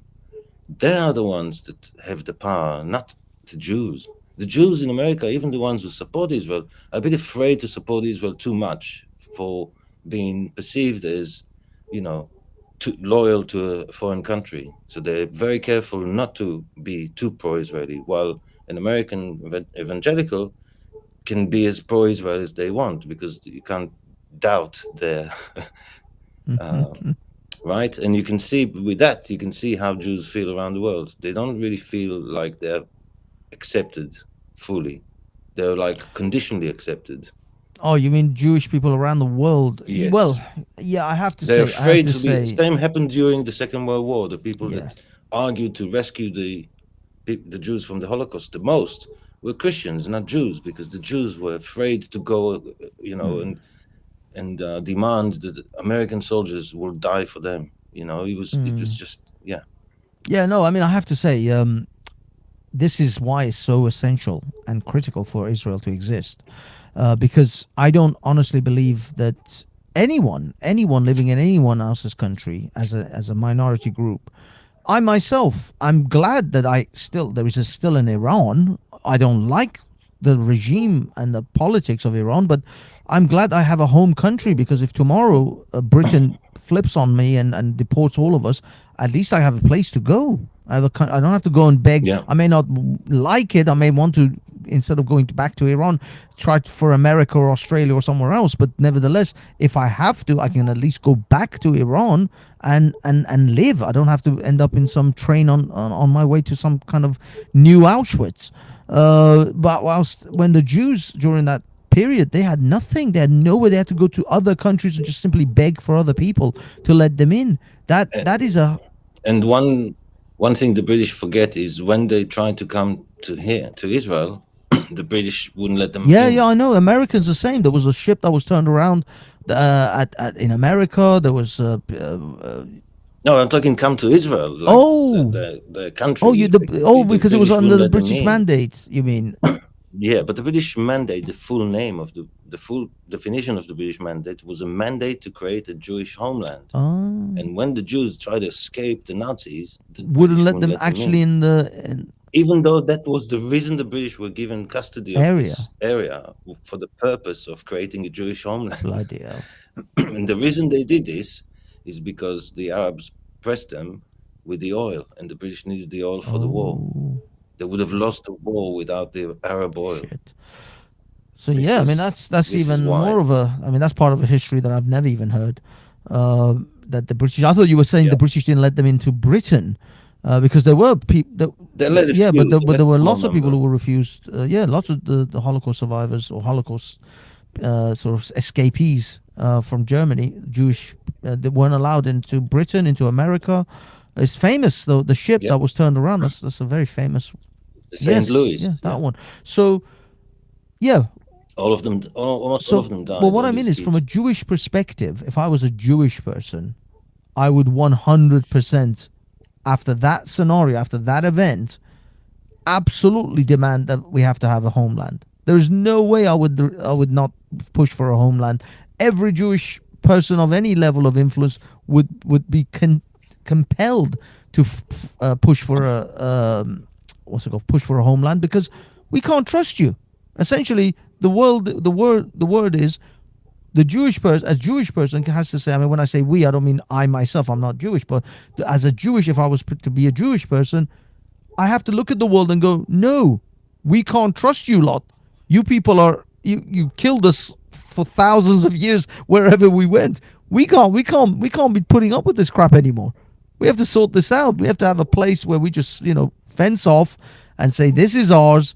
And if the diaspora ever gets into trouble, and if any of you people elect some crazy madman who wants to kill us all, we're just going to come here and we're going to have very big guns and very big planes and trucks and tanks. And if you come around, we're gonna let you know. And that's it. Yeah. And that's the only way. That's the only logical way that any population, I say every population in the world, every group has that. Iranians have it, the Turks have it, the Somalis have it, the friggin' everybody has one. Everybody has fenced off a piece of land for themselves and said, right, this is where we're gonna be. This is where my people are gonna be, and anyone comes around, we're gonna give it to them. Do you know anything about the Druze? The Druze. Druze. Yeah, they're like a sect in the Are Middle they East. like sort of a pagan-y type? Their religion is kind of secretive, so I never looked into too much of it. But it's a mix of Judaism, Islam, and Christianity, and some other Greek influences. Although they wouldn't describe it like that. But I know that they believe that Jethro, the story of Jethro and Moses in the Bible. Okay. So Jethro was like the person that taught Moses some stuff, and then Moses meets God and all this, and God gives him the Torah and all this business. So they believe that Jethro is like it's their Muhammad, or if you like, or their Moses. Okay. But anyway, they are spread all over the Middle East because they've been persecuted by the Muslims mostly. And there's some in Israel, some in Lebanon, some in Syria. And in Syria right now, they're being massacred Yes, by yeah, I heard the about new that. regime because they're not Muslim, and they're worse than Jews or Christians because they treat them as pagans. I don't think they're pagans. They're actually really cool people. They're nice. Well, I mean, it doesn't even matter if they were not nice. They still shouldn't be massacred by the new Syrian government. And they have this thing about other religions where they have this appreciation of other religions. So if they find a church or a synagogue, they will not destroy it. They'll preserve it. So which is nice. The Muslims don't do that. They destroy churches and synagogues. Either they burn them down, or they just won't allow the people to repair them if they are in disrepair. If you're, they weren't. I have to say they weren't always like this. The Muslims, they've become more radicalized after the West kicked their butts Napoleon and then the British. It made them kind of rethink. Yeah, because I mean, this is why I was actually talking to someone last week in regards to there were different phases of Islam. There is the Muhammad phase at the earliest sort of this inception, where Muhammad himself had a much, I think, softer Islam than the ones Abu Bakr and Omar kind of. And I see this as like the phases of Islam as part of it. There was the Muhammad phase, then after he died, there was the Omar and Abu Bakr kind of phase of Islam where they harshened some of the rulings and added to Islam, although obviously Muslims would deny this. And then there was the imperialistic period of Islam, where the different caliphs, whether they were soft or hard, depending on their particular outlook, treated the Christians and the pagans and the Jews slightly differently throughout those phases. But eventually, you're right, the Muslims essentially started to decline in their wealth, in their expansion. They couldn't expand any further into Europe. They got kicked out of Europe once the Crusaders came about. And then, they started declining. Essentially, this was the massive decline. I would say easily from the 12th century onwards, the Islamic world just simply went into a decline, sort of downward spiral. Yes, it's Al-Ghazali, yeah.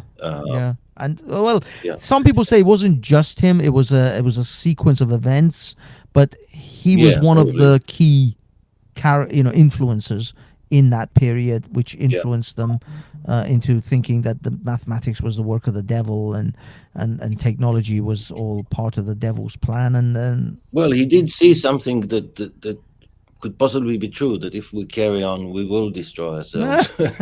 Which, when I see the stuff that's coming out with the AI and robotics, you just think maybe we should have stopped when Ghazali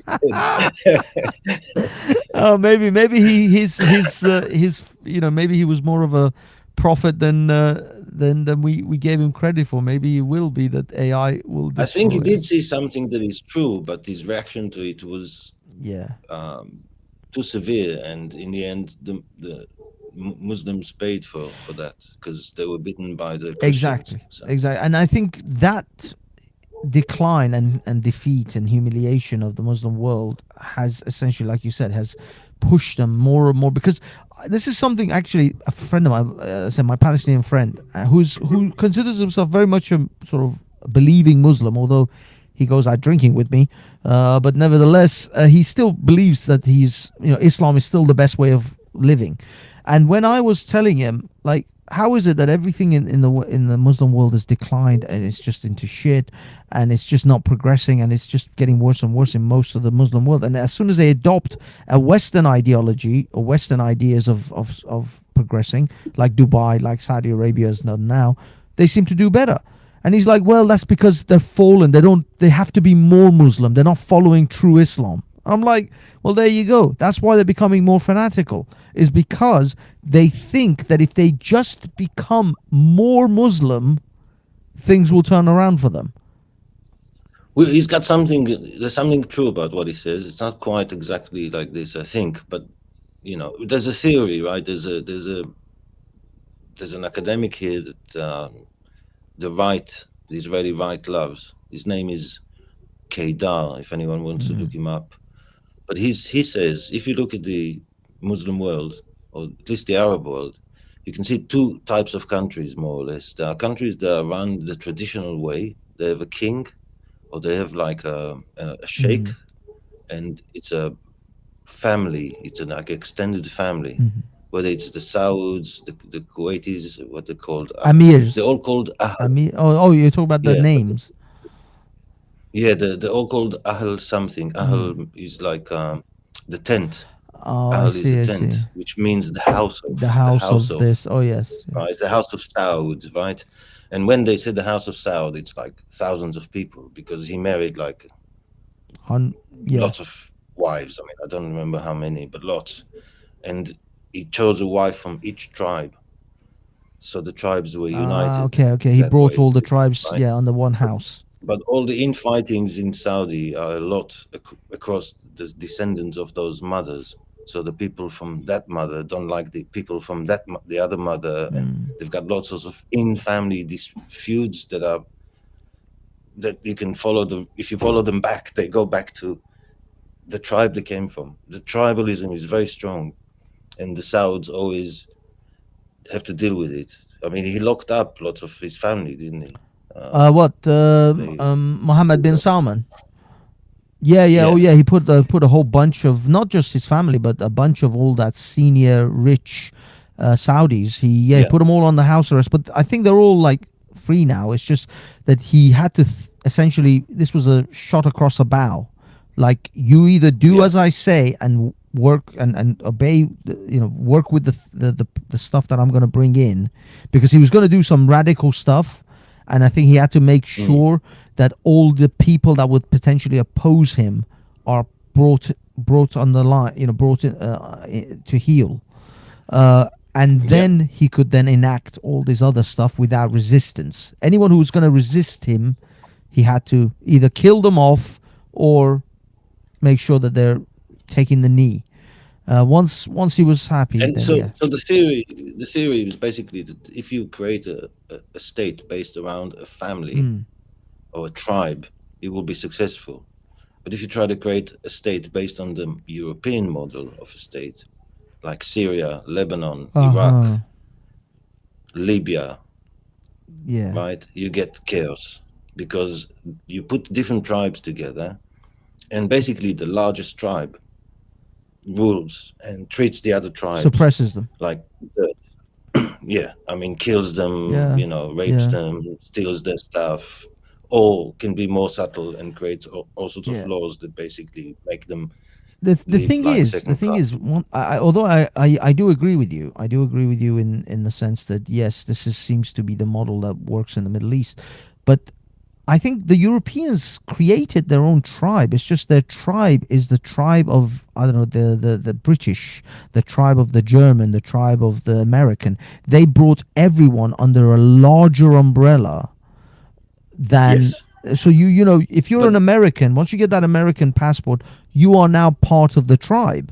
But what the Middle Easterners are not there yet, because they still have this very closed off sense of a tribe, which is you have to be blood related to me for me to consider you a tribe. And the Syrians fought this so hard, and the Iraqi governments, they fought it, trying to create a nation, through schools, through anthems, through all sorts of fake nationalism. They needed to win a war. They kept losing the wars. Even Pan-Arabism was sort of introduced to try to bring them into this sort of a wider umbrella tribe, but it still didn't really work. They still don't really care. The Arabs, they talk about Islam, the one ummah, but it's not. It's not one ummah at all. They absolutely despise each other. It's the dream. Muhammad tried to copy the Jews. The Jews were 12 tribes, at least in the Bible, there were 12 tribes, and they managed to unite to be like one. And there were quarrels, and they split and then rejoined and then split again and stuff. But he tried to do this and create one nation, but he couldn't. That's the whole The whole I thing. think he was successful enough, or at least whether he was or Abu Bakr and Omar were after Muhammad, to bring enough of the tribes together to be then, start their conquest and start their the Islamic expansion and the whole empire and caliphate. So there was some level of success under that. It's just that I think, I think it was enough to be able to create that empire that they did, but after that era had ended, and now While you're looting, not. it's easy because everybody is like rich, making money, and Exactly. When everybody's pockets are full, bellies are full, harems of slave girls, and when they're all doing well, it's all great. But as soon as things fell apart, then they didn't. They went back to their own original tribal loyalties. And isn't this what's happening right now in the West? And people going back to their tribes? Yes. Actually, thank goodness you brought this up, because I wanted to I was on a black panel. This other guy, his channel is the greatest morning show ever. I don't know if it's some sort of like breakfast show, but he's a black panel. He's one of those blackety black. Oh my God! Something's playing? Sorry. This was one of those blackety black sort of panels of American blacks who are all about their own tribe. Now, what the thing was that they were talking about that woman who said the N-word to like a kid at a park, and then she ended up raising like $700,000 almost about it. almost $1 million. Yeah. I think she's going to hit $1 million. I think they put the goal at $1 million, and it's still rising. So I think she's going to hit $1 million. Yeah, you talked about it the other day, didn't you? Yeah, I did a little stream about it as well. Now, I was talking about the wider issue, the countrywide issue. The fact is that as soon as a black person does something wrong, George Floyd, this other kid who killed a white kid, so on and so forth, the black tribe comes together and they immediately raise money for them, and they'll even get some of their so-called white allies or guilty white people to donate as well. So that's why someone like George Floyd's raised like over $2 million. This kid who stabbed the other kid has raised like $500,000. But they were upset that they're allowed to be tribal, they're allowed to look out for the black tribe. But when the white tribe gets together and they try to support their own white group, oh no, that's wrong. Oh no, you shouldn't support the white tribe. And this is where the double standards, this is where they're all pissed. When I was saying, well, what you don't realize is that from decades now, the blacks are allowed to have their tribes, the Afghans are allowed to have their tribes, the Somalis have their own tribes, the Chinese have their own tribes, and the Koreans and etc. The only people who are not allowed to have a tribe anymore, and it's supposed to be wrong, is white people. If white people say white power and I want to look after white people, you all lose your shit, because I know why they lose their shit. It's because when white people get together, they're very successful as a tribe. And they mess up everyone else's shit. they go out and colonize your ass. So I can see why they're scared to death of white people becoming tribal. But the fact of the matter is that if you want to be part of the greater tribe, which is the American tribe, as you're an American, or in Britain, the British tribe, then act like it. But if you don't act like it, if you act like the black tribe matters to you more than the American tribe does, then other people are going to become tribalistic too. Don't expect other people not to be tribalistic. So you got the woke tribe, you got the trans tribe, you've got the LGBT tribe. People are now fragmented into their own tribes because that's what identity politics does. You either accept yourselves as, in your case, Israelis, and you're part of that tribe. You're part of the tribe of the Israel nation, well, the academics here are trying to poison people with the same crap they poisoned the West with. Yes. They're really trying to push the same crap here. And I'm like warning people, because I've watched it. Israelis don't look, they know about geopolitics, but they don't understand cultural changes. They don't really follow. I'm like one of the few, me and Silva, we talked to before. There's a few people who are aware, but a lot of the normies, they don't really know what's going on in the West, in the subculture. They just read the newspapers and think this is what's Exactly. happening. But the thing is, for the longest time, or for the last few decades, the British and the white countries, the Western Europeans, the North Americans, have been trying to say, look, okay, we as white people were very successful in our tribe, and we did a lot of stuff. We colonized a lot of people, kicked a lot of ass. But now we want to be more inclusive of the other tribes within our country. So the black tribe, the Chinese, the Middle Eastern, whatever. And we want to bring them into the fold, and we want to call it the British tribe, the German tribe, the Canadian tribe. And we want to welcome you all under this umbrella. And up until the 90s, it was working. I'll be perfectly honest with you. I very much feel like I'm part of the British tribe. I don't feel excluded in this country. I don't feel like an outsider. I've been beginning to feel more and more like an outsider in recent times, where my ethnicity has become a thing, which it never was in my life. I never felt I was not part of this tribe, part of this country. I always felt 100% welcome by English people, white English people, and I always felt welcome by even other Indian, black, other, my friend, my sort of the friend circles I've had have always been of a mixed group. I've never just had Iranian friends. In fact, the Iranians are the least number of friends I have.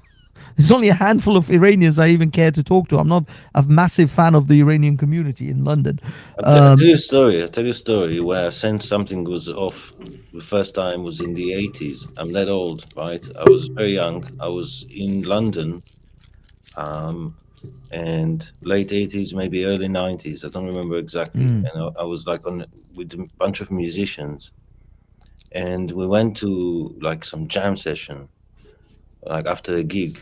And there was this flute player, this black flute player that we really liked. Me and the guy who was with me, we thought he was amazing. So we started talking to him, and he said, "Oh yeah." We asked him what he was doing. He said, "Oh, I've got this band. It's great. You should come and jam with us and stuff." We said, "Yeah, that sounds great." And he gave us a date. Like a couple of days later, address, full details, and we came, right? And there was like a bunch of musicians there. They were all black, but I didn't even think about it, because like it was jazz musicians. Yeah. And there was some phenomenal musicians there, and it was great. And we were like jamming. We played for about 10 minutes, and then some guy walks in and looks at us, and then he goes and kind of talks to some people, and they point him to someone, and he comes and talks to the flute player.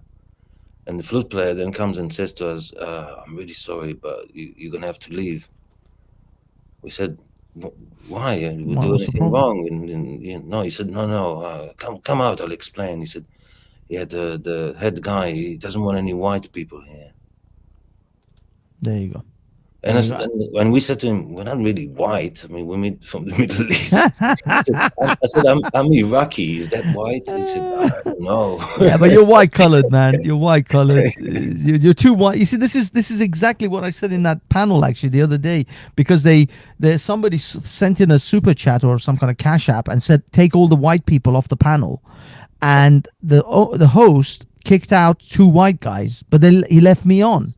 And then he said to me, I said, "Oh, you said white people," and it's like, "Yeah, but you ain't white, are you? You're from the Middle East." I'm like, you see, the funny thing is, in some circles I'm very white, and in other circles I'm a very brown man. Yes, I am not. You are invaders from the East, Europe or something, aren't you? Really, the Iranians? How do you mean? Oh, you mean from the Caucasus Mountains? Yeah, you migrated, right? So yeah, technically. But the funny thing is, amongst the white people, like really white people, like Canadian whites and German whites and stuff, I'm a brown man. They see me as a brown man. They see me as as an Easterner. I'm Asian to them, which it is true. I'm actually Asian, but what I mean is they see me as like an Asian, like they would an Indian or Sri Lankan person. Whilst amongst black people or even brown people, Indian people, I'm a bloody white man to them. I'm like considered white as white. In fact, I would imagine in the Indian sort of culture, I'd be considered like Brahmin kind of level, because they like tend to be very white, the Brahmins. That's right. So yeah, in some circles I'm white as a ghost, and in other circles I'm a brown man. I'll be honest, I've always considered myself creamy beige. I'm like tanned, and there is no category in any form for me. By the way, 99% of forms do not account for me. I'm always other. I have to fill in my shit. Like where I am from, because if I say because in Britain, if you say Asian, they think you're talking about Indian.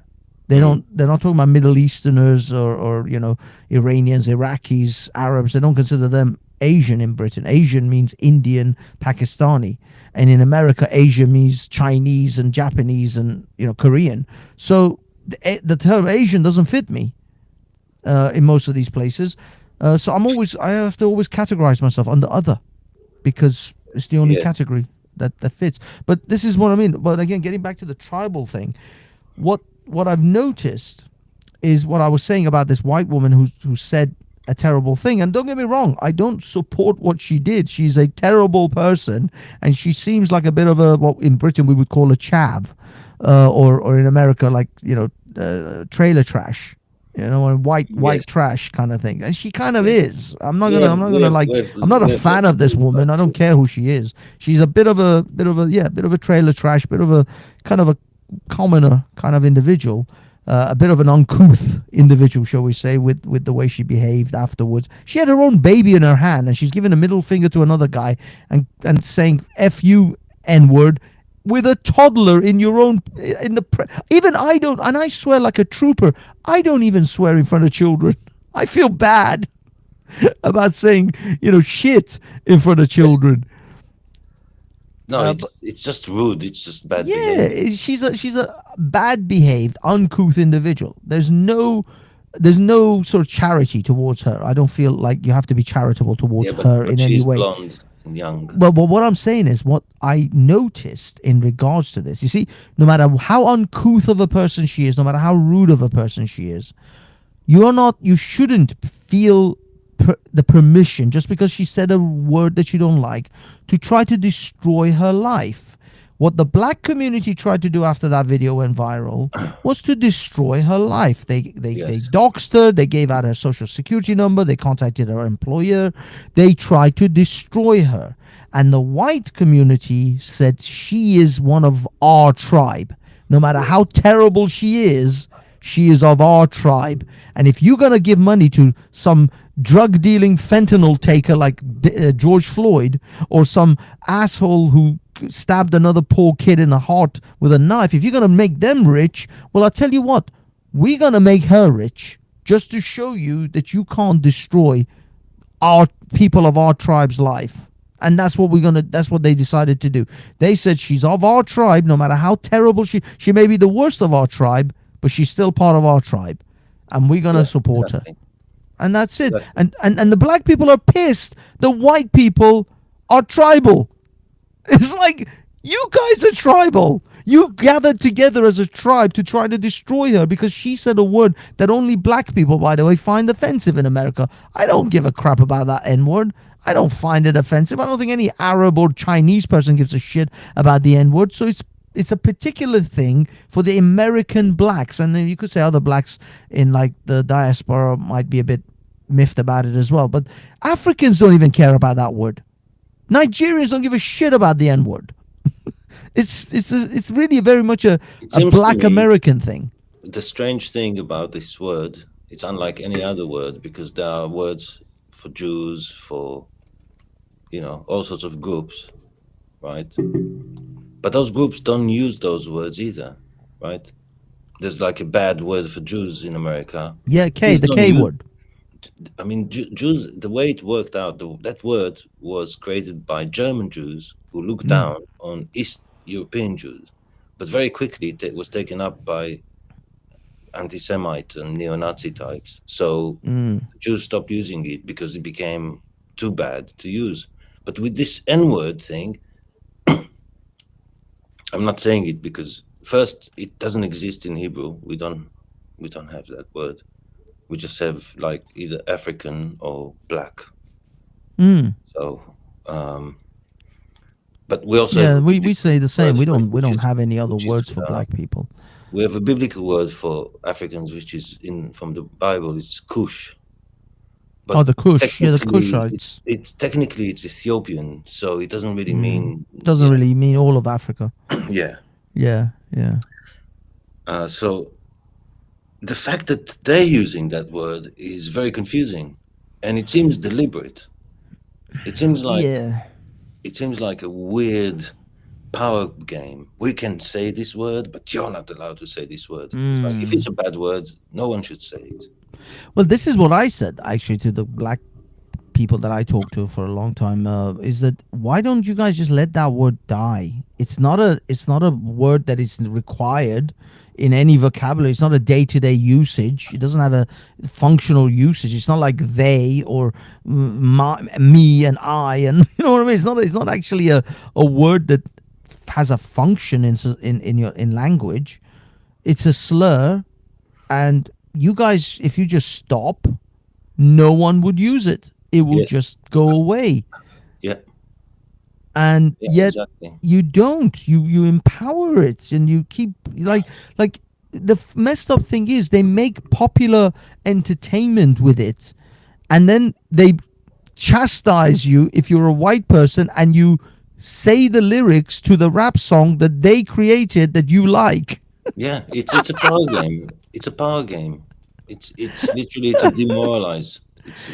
It's insane. Cool. It's insane. But Elliot yeah, Elliot is bringing all sorts of stuff. You're saying some guy attacked the prison officer with boiling water. That's not good. it says, have you seen Year's new track, HH? Yeah, I've heard about it. Now, God. I think I'm very worried by stuff like this. I think like I said, Israel is the moral campus of the West, and if the West goes against Israel, it means it goes against itself. On G Block, they were saying they thought it was fine. You no, he's saying because Elliot goes to another panel, Velis. I don't know. You've seen Velis, right? Oh, the commie. The sort of wokey guy. But the funny thing is, he's saying that they were talking about this guy Axel Rubacabana, who was the one who killed those 3 little girls at the party, at the dance. Taylor Swift dance party thing. Apparently, he's attacked a prison officer with boiling water. And on the Veli show, they're talking about like, oh, it's fine. There's nothing wrong with that. I don't know. I mean, I don't know the context. I'm just reading what Elliot's posting. Well, the prison is oppressing him, so. Yeah, CCD says, I don't think black people care unless it's a white person saying it, and it's on video. Yeah, it's a power. They just want money and something to complain about. Yeah, it's a power play. You're right. It's a power game. They use it as a way to play power. But the funny thing is, this is why I agree with Matt Walsh. I don't know if you've seen Matt Walsh's take on that Shyla Hendricks issue. He says, and what again, all of these guys that have talked about this say, look, we don't agree with what she said. She's an uncouth person. She's no one that we wouldn't want to support this individual, because this individual isn't particularly good to defend. This is an indefensible type of person. But the fact that the black community feels that they can use this to destroy someone and destroy their lives, then we will not allow you to do that anymore. And since we're not going to let you destroy people's lives, we're going to make her a millionaire, and we're going to spit it in your face. And that's what this is. This is a message to say, ha, F you for thinking you can actually destroy this woman's life because she just said the naughty word that's special for you. She said your special little word. And that's what it is. And don't get me wrong, I've seen a whole bunch of other messages or names of the messages in her GoFundMe or Gift Send Go, and there's a ton of racists there. There is like a whole bunch of white supremacist, white nationalist types there. So the racists have come out in their forces as well. But I think the overall message, there's still that you can't just cancel. Although yes, the racists are going to mix in with that, and they always do with these sort of situations. It's But not. over- It's not good. It's Yeah. basically. It's all just escalation of the crap. Yeah, It's not yeah, good. it's not good. I'll be honest, the whole thing is not great. But for this community to think that they can just destroy a woman's life, that she has no right to ever be employed by anyone, or to ever be able to, because they won't just stop at this. If she loses, like I guarantee, if she loses this job or whatever job she's lost, and she didn't have any money, and she went and got another job, they'll come after that one too. They'll just hound her for years. They won't just stop, because these internet maniacs are just freaking psychos. So it's not just you lose one job. They'll come after you for years to make sure you're just destroyed. And this is a single mother. You feel good about yourself destroying a single mother's life? Back to Kanye, it seems to me that he's a very sick person. He's basically a psychopath, and he also suffers from a variety of mental issues. Yeah, Jews did not invent his problems. He has them all on his own. I honestly don't know if Kanye is doing this for publicity, or if this is because he's done some insane stuff. He got his girlfriend to just strip naked in front of millions of people. He's insane. He likes attention. He loves hearing of how great he is. He's egomaniac. He's narcissistic. Let's bring up. Yeah. Sorry. Yeah. Let's bring up Elliot. Elliot, how you doing, sir? Hey, nice to speak to you. I'm good. How are you? Good, mate. Good. Nice talking to you as well. Have we spoken before? He seems familiar. We've been on the same panel, I think, but there was a lot of crosstalk, not between us, between the opposition, I guess. Oh, were we on Vellies or something then? That's it. Yeah. I'm with you. Yeah. I mean, there's a lot of. It's just I don't remember directly conversing with you in smaller panels. But go for it. What was on your mind, mate? Yeah. So I just wanted to dig into the Mossad's opinion on the new track. He seems to have given it a bit. I just want to know how it's going down in Israel. People, we get so much of this shit every day, and in addition, the missiles are being thrown at us. So today we had sirens all over the country, and we have news of soldiers dying, and stabbings and all sorts of. So it's all like just a barrage of hate from everywhere. So it's just another one, People don't talk about it because it's just one of a million things. Yeah, bigger things to think about, right? Well, it's all worrying. Everything is just worrying. People just try to ignore it because Yeah, but it is very worrying, all this stuff, and the fact that young people in America, become anti-Israel. I think it's the demise of America. They don't understand that America is built so much on the ideas of Judaism, more than any other Christian country. They don't understand how fortunate they are to live in America. They keep saying America is bad. America is not bad. It's as good as humans can make a place. This is it. Just try to keep improving it. But this is, places like England and America and Canada, Australia, they're pretty good places. Yeah. Definitely. I mean, you have lots of problems, but it's just the way the world is. It can't be perfect, but I mean, I'd rather live in England than in Libya. Yeah, for certain, definitely. Or in Russia, or in all these places. But it seems the West seems to have lost its direction, its moral compass. It's like identity, everything. It's just gone crazy. I mean, why did you get so many Muslims Banksy, Banksy, when understand? when did you come to the UK, Banksy? When did you notice the downfall? For me, I mean, I came when I was a child in sort of 80s, but when I noticed the sort of downturn, really it was, you could say, sort of early 2000 when I kind of started to sort of notice things, migration levels especially. It was just getting massive, and don't get me wrong. I mean, I'm technically an immigrant. I am an immigrant. I'm not an asylum seeker, but I am an immigrant to this country. So I swim in the pool, in the soup of immigrants, and see who's coming, who's going in the Iranian community for sure. But then I started to notice a massive influx in the mid 2000s of Iranians and others, and not such great Iranians. This is what I say. I've never been a massive follower of the Iranian, like hang out with Iranians or go to Iranian events.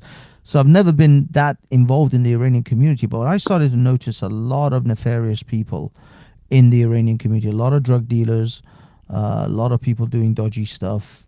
And it was about 2005 when I clocked that, at least in the Iranian community, we're not getting the best anymore. We're not getting the brightest. We're getting the scum. We're getting the ones who generally come here and they essentially claim all the benefit under the sun and then just work on the side. And drug dealers, especially in the Iranian community, opium is quite big.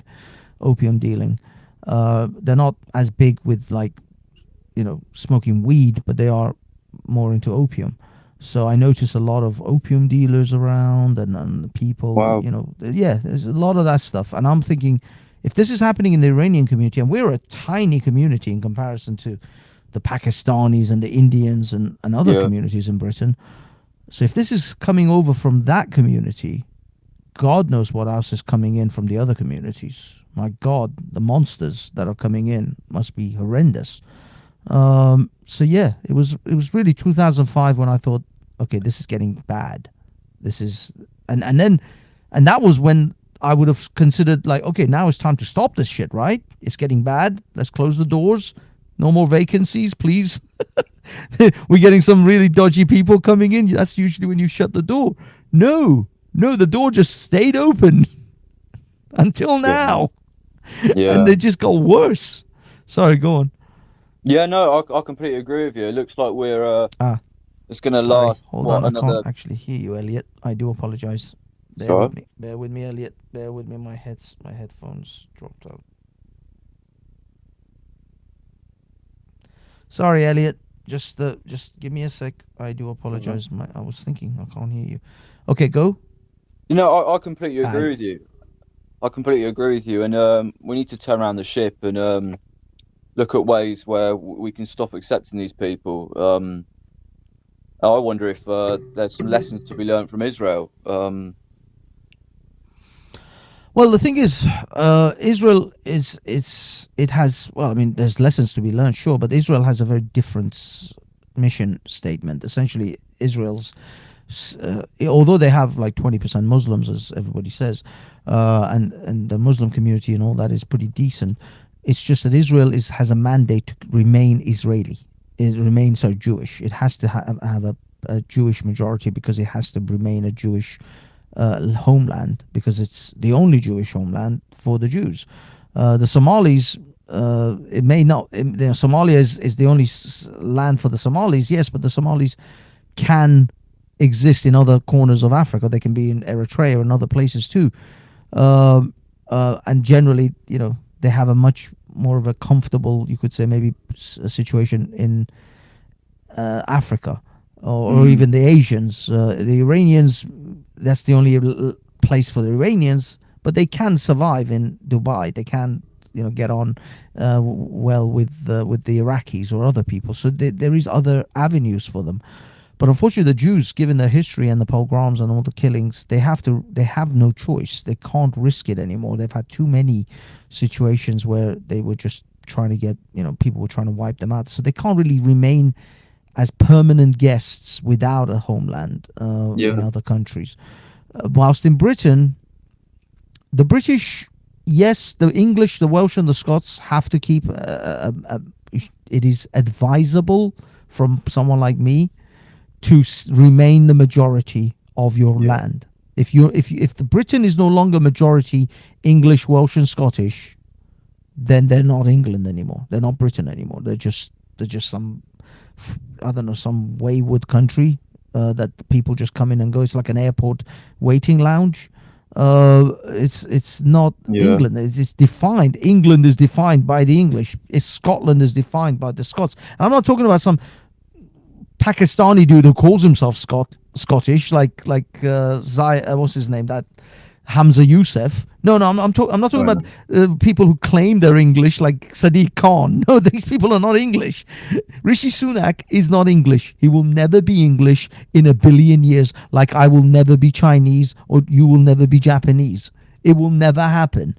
That man is Indian. The other man I'll be honest, Pakistanis and Indians are basically the same people. So, that was just this is just like a fake country, Pakistan, that was created to keep the Muslims from being slaughtered by the Hindus.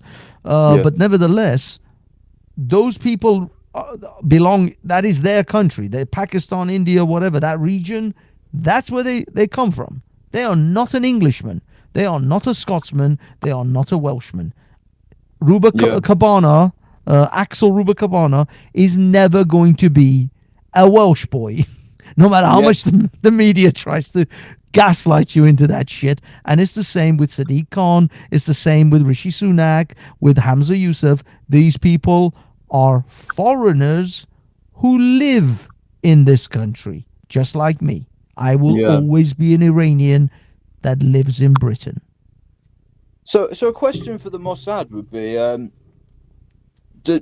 does Israel ever remove people's citizenship? So for a case like Axel Cabana, I would remove his citizenship and make him not a British citizen anymore. I wonder if anything like that occurs in Israel. You know what? I don't know, but probably, yeah. If someone has another citizenship, then they can.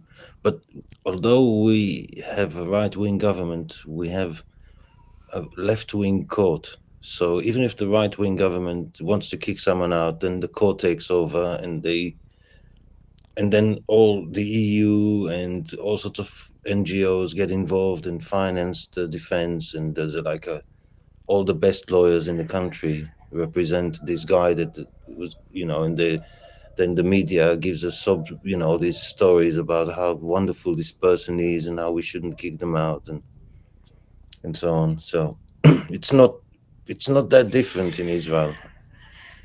So you've almost got a similar bureaucracy to America, where they're fighting Trump's orders. Yeah. So when people think that Netanyahu is like this war criminal and all this is all bullshit. It's just part of the war. All these courts, international courts, they're all, part of the war against Israel. Because the court doesn't let the government do anything. So, Bibi can say, okay, we're not going to give food to the Palestinians. And the court says, actually, you can't do that. It's the same. It's the same in Britain. This is why when you said, taking away citizenships, although they did that to Shamima Bingham, which I like the fact that at least the British government had enough of a backbone to throw that, shoot that bullet across the bow of anyone who thinks they can go and join some foreign terrorist organization and actively act against the interests of Britain, actually pick up arms against Britain. Although we don't have, I think we still have treason laws, but nobody's going to be put to death for it. But nevertheless, there has to be some strong stance against, you literally joined a foreign terrorist organization to destroy Britain. So we have to have a strong stance against that. But having people who commit domestic crime and then having their citizenship taken away from them, that's going to be a tricky legal maze to navigate over, because there's so many unintended outcomes of such a situation. We have I don't know the number, but tens of thousands of all sorts of infiltrators from Africa and other places that we can't get rid of. They took over neighborhoods. They treat the Israelis very badly. Some of them are, just low-level criminals. Yeah. Yeah, we've got similar problems, Yeah. and they feel like they're coming from the West. So we get Mm. all these academics going to study in Oxford, and they come back with all these bizarre ideas. They're destroying the education system. Like we used to study the even in secular schools, like my school, there was not a single religious kid or teacher, but we still studied the Bible as like a not as a religious text, but as like, you know, the Yeah, mythology it's just like an and the academic, history. yeah, historical. Yeah, but from 7 years old, you know, because Interesting. we understand the language, so Of course, we can just read it. And also, the Old Testament is pretty much the Jewish Torah, isn't it? It's the what you call that Christians call the Old Testament is the Torah, the kings and prophets. So yeah, so it's all essentially, you know, it's You it know, is like the King same as David and Samuel and it's all just that, the New yeah. Testament that is veers away from Judaism. So you know, Yes. the Jewish children, I guess it's not much of a massive digression or you know diversion from their religion. It's just the Christian side of it that diverts away Yeah, it's like Christianity has an addendum, as they call it, to the Judaism. Yeah, but so it's this, almost the same Bible, really, and we read it from the age of. We used to. Now they Mossad. don't teach it. Yeah. Sorry to interrupt you. Just because I don't want to lose this thought. I read a translation. It was a book published by an Israeli, and they translated the Red Sea as the Sea of Reeds, and they explained Yes. it that the old Bible doesn't have vowels. No, it's not that. In Hebrew, it's Yam Suf. Suf is not red. Suf means reed. Wow. Yeah. So it changes the whole narrative for the Christians, really, because it could have been like a boggy area with reeds in, and they like just Yes. walked across it. Yeah. And it's possible.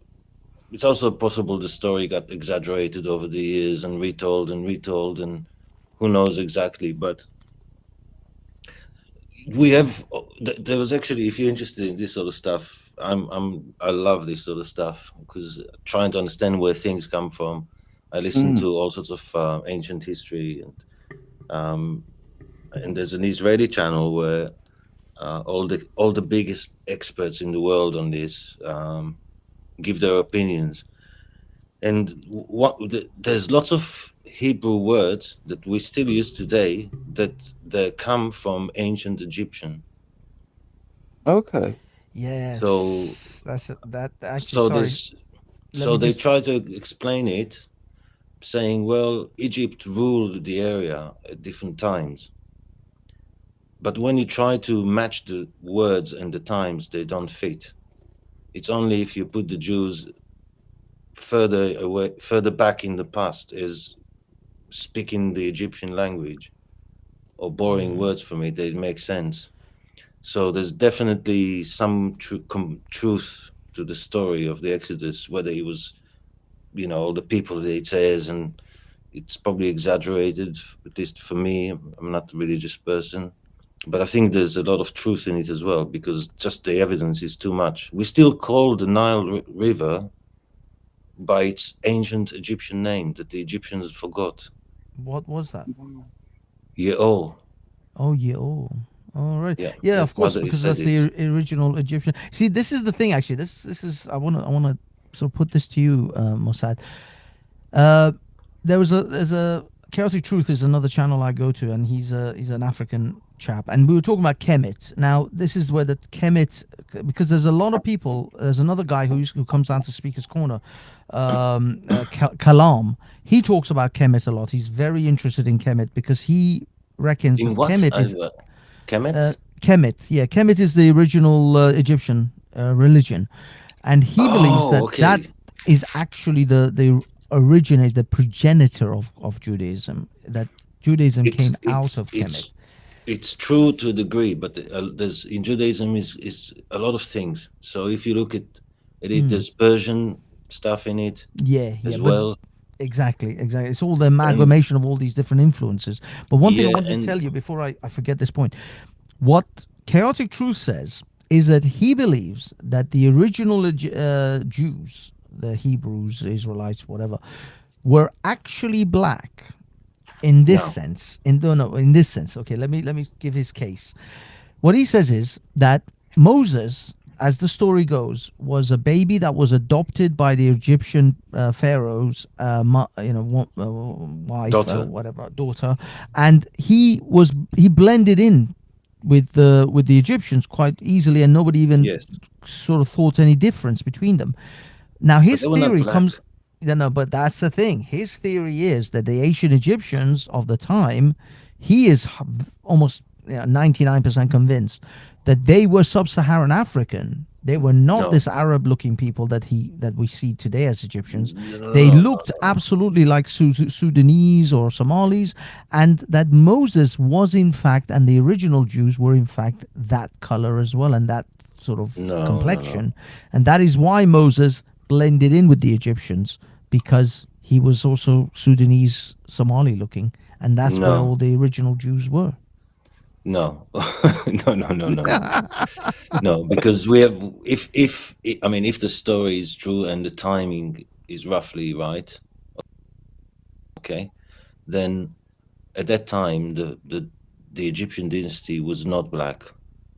There was a period where it was black, right? There was a period where it was conquered by people from the south, so it wasn't like sub-Saharan. It was more like Ethiopian or Ethiopian, Somalis, like Eritreans, Sudanese, that sort of mix. But not at that time. At that time, the Egyptians were the people that you can see today as the Copts. Mm-hmm. If the Copts in Egypt, they are the closest the sort of descendants of these people. Of those Egyptians. Like, but there was probably some mixture. That's the other theory is that the modern Egyptians are mixed up with Arabs, they are Arabized and also genetically mixed with Arabs, so they're not going to represent the original Egyptians. But the Copts will, because they're not Muslim and they kind of keep to themselves.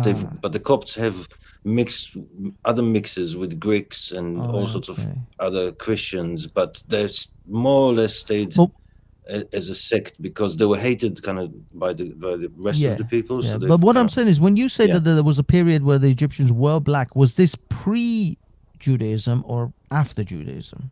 So this was I think. This is ancient Egyptians.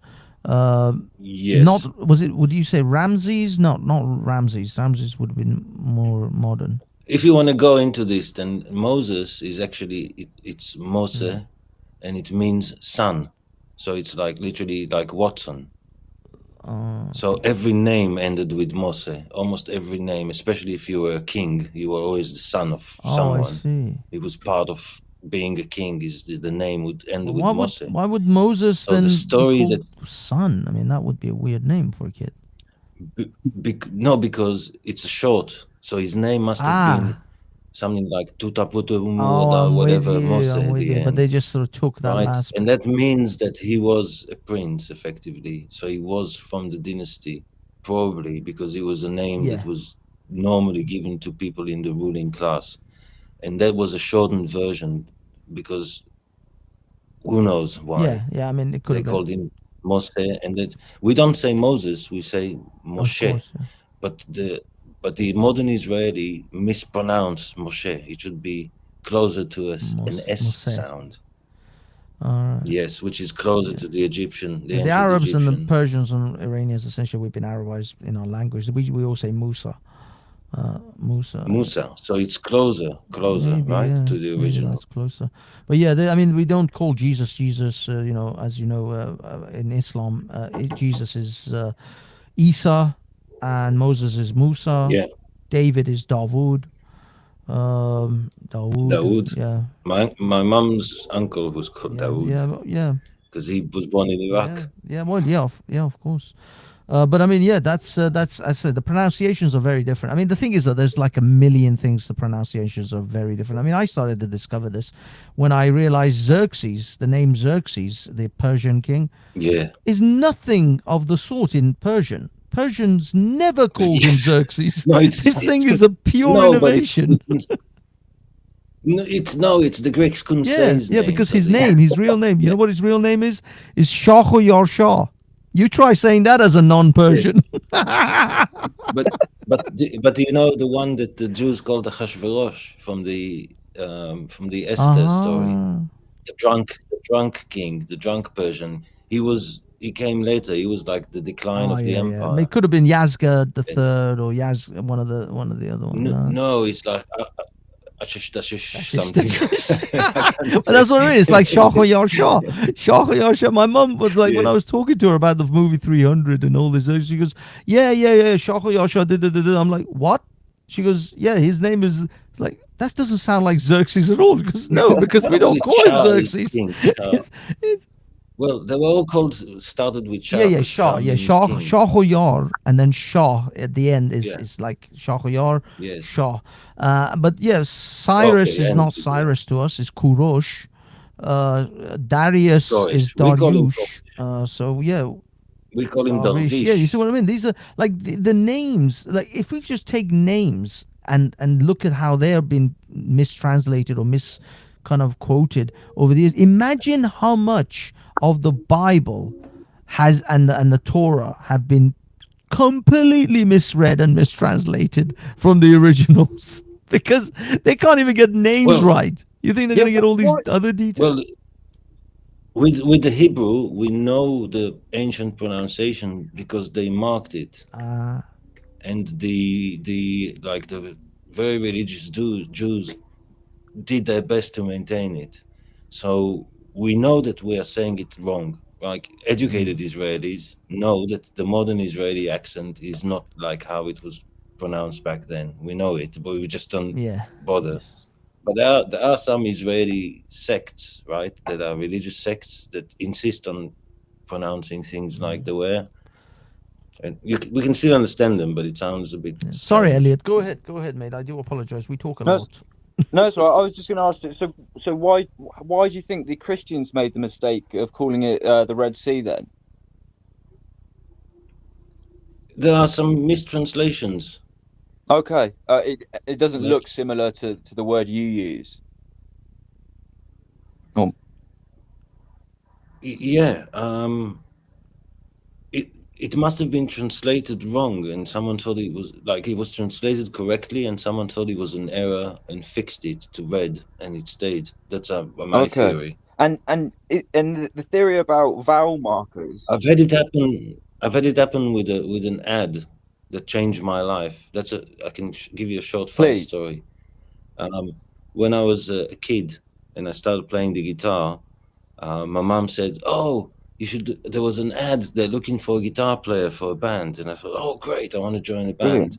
So I called the number that was in the newspaper, in the local paper, and the guy said, and I said, "Oh, I saw the ad," and he said, "Yeah, come over. We have an audition and stuff."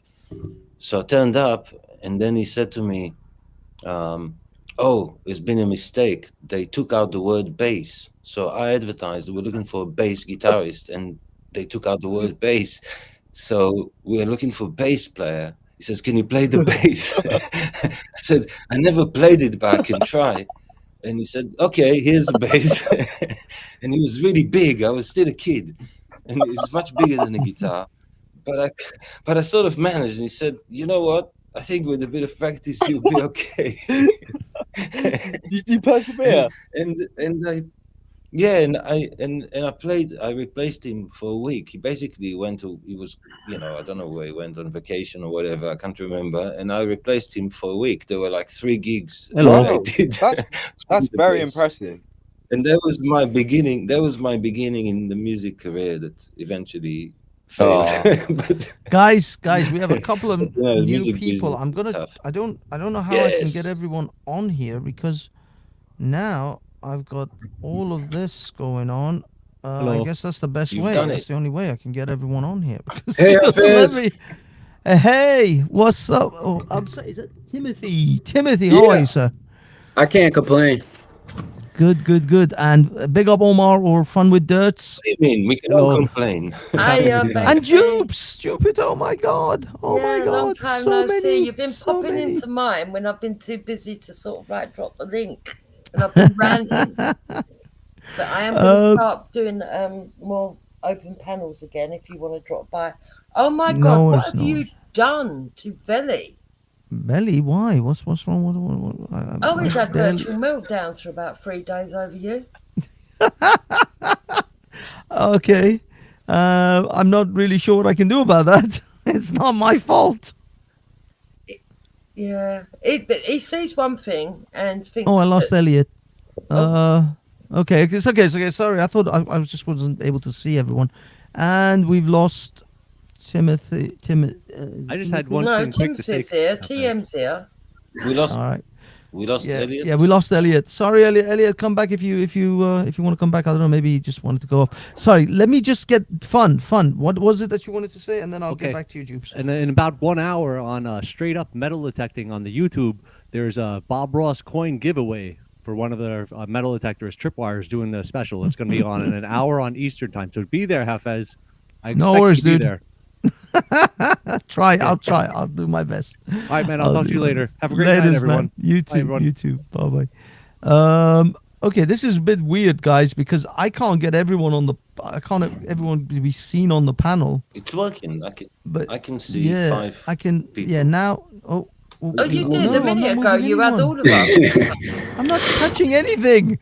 Elliot just dropped off though. Yeah, but a minute ago, Elliot was on as well. Yeah, but no, he dropped off. It wasn't my fault. It was just him. Okay, Juice. So yeah, go, and then I'll come back to you, Timothy. Yeah, go ahead. What was it that you wanted to Well, say? apparently Veli it was all losing down. his shit. It's all down to this stuff that's kicking off in America. You know, the GoFundMe's, and you did a stream on it. The girl who said the N-word and the fundraiser. Yeah, he can't grasp the actual topic at hand. He thinks that you're laughing that some white girl went and said all this stuff to a 5-year-old child. By the way, it's not a 5-year-old child. Well, nobody even knows how old the child is, but yeah, most people suspect it's older than a 5-year. But it doesn't really matter. I mean, I know why he's doing it. He's doing it on purpose because he wants to labor the point. Bye, Elliot. Elliot keeps disconnecting. He wants to labor that point because that is like something against me. But I think he's willfully ignoring the larger picture of the fact that this is about cancel culture. Yeah. It isn't about this woman saying what she said. And I said it earlier on. I said it to Mossad. This woman is an uncouth individual. She's not a great representative of the white people and a bit like that me. anyone. Well, no, but I mean, she's even ruder than you in a way because you don't even say these sort of things in day-to-day sort of public. No, not in real life. So we all still have our way about us not to be that uncouth in the real world, and she would be considered a chav or some kind of like trader trash or whatever they call it in white trash in America. She's not the greatest person to defend, and it's not the greatest example of someone that you want to defend. But the bottom line is that I think this has become a little bit of a tug of war between the black community and the white community. Yep. And the black community is saying, the white community are saying, essentially, you want to back your sort of lowest of the lows. You want to give money to your George Floyds and all these other killers and murderers and all these other sort of uncouth people. Well, we can do the same, and we're going to make this woman a millionaire, and we're going to do it to spite you. And that's essentially what it is. They're doing this because they've kind of had enough of the black fragility. Yeah, do you think though that it's going to cancel culture? Because I don't. I think what we're going to see is this kind of war playing out quite a bit now. Where I think it will happen more and more until the community recognizes, or the people who want to cancel someone recognize, if we cancel this person, are we inadvertently going to make him a millionaire? Yeah. That's going to be like a thought in the back of their mind. If we go for this person, are we going to make them a millionaire? Because I don't want them to become a bloody millionaire. So it will put... Well, This is going to escalate. Yeah, the Somali that actually took the video. Oh, yeah. It's okay. I'm just shuffling. He's whatchamacallit, he's now He's a pedo. crying, but yeah, he is. Yes. He's now crying victim and saying he's getting death threats. He's chancing his luck Well, now as well. I mean, I will say for the sake of lawsuits, he was not found guilty. Allegedly, exactly. Allegedly, he was charged with a act, but he was not found guilty of an act. But yeah, he was. It is a bit of a weird situation in that guy. I don't know why he was at a playground, just randomly hanging out at a playground with a guy who doesn't seem to have any children of his own. That in itself is questionable, but whatever.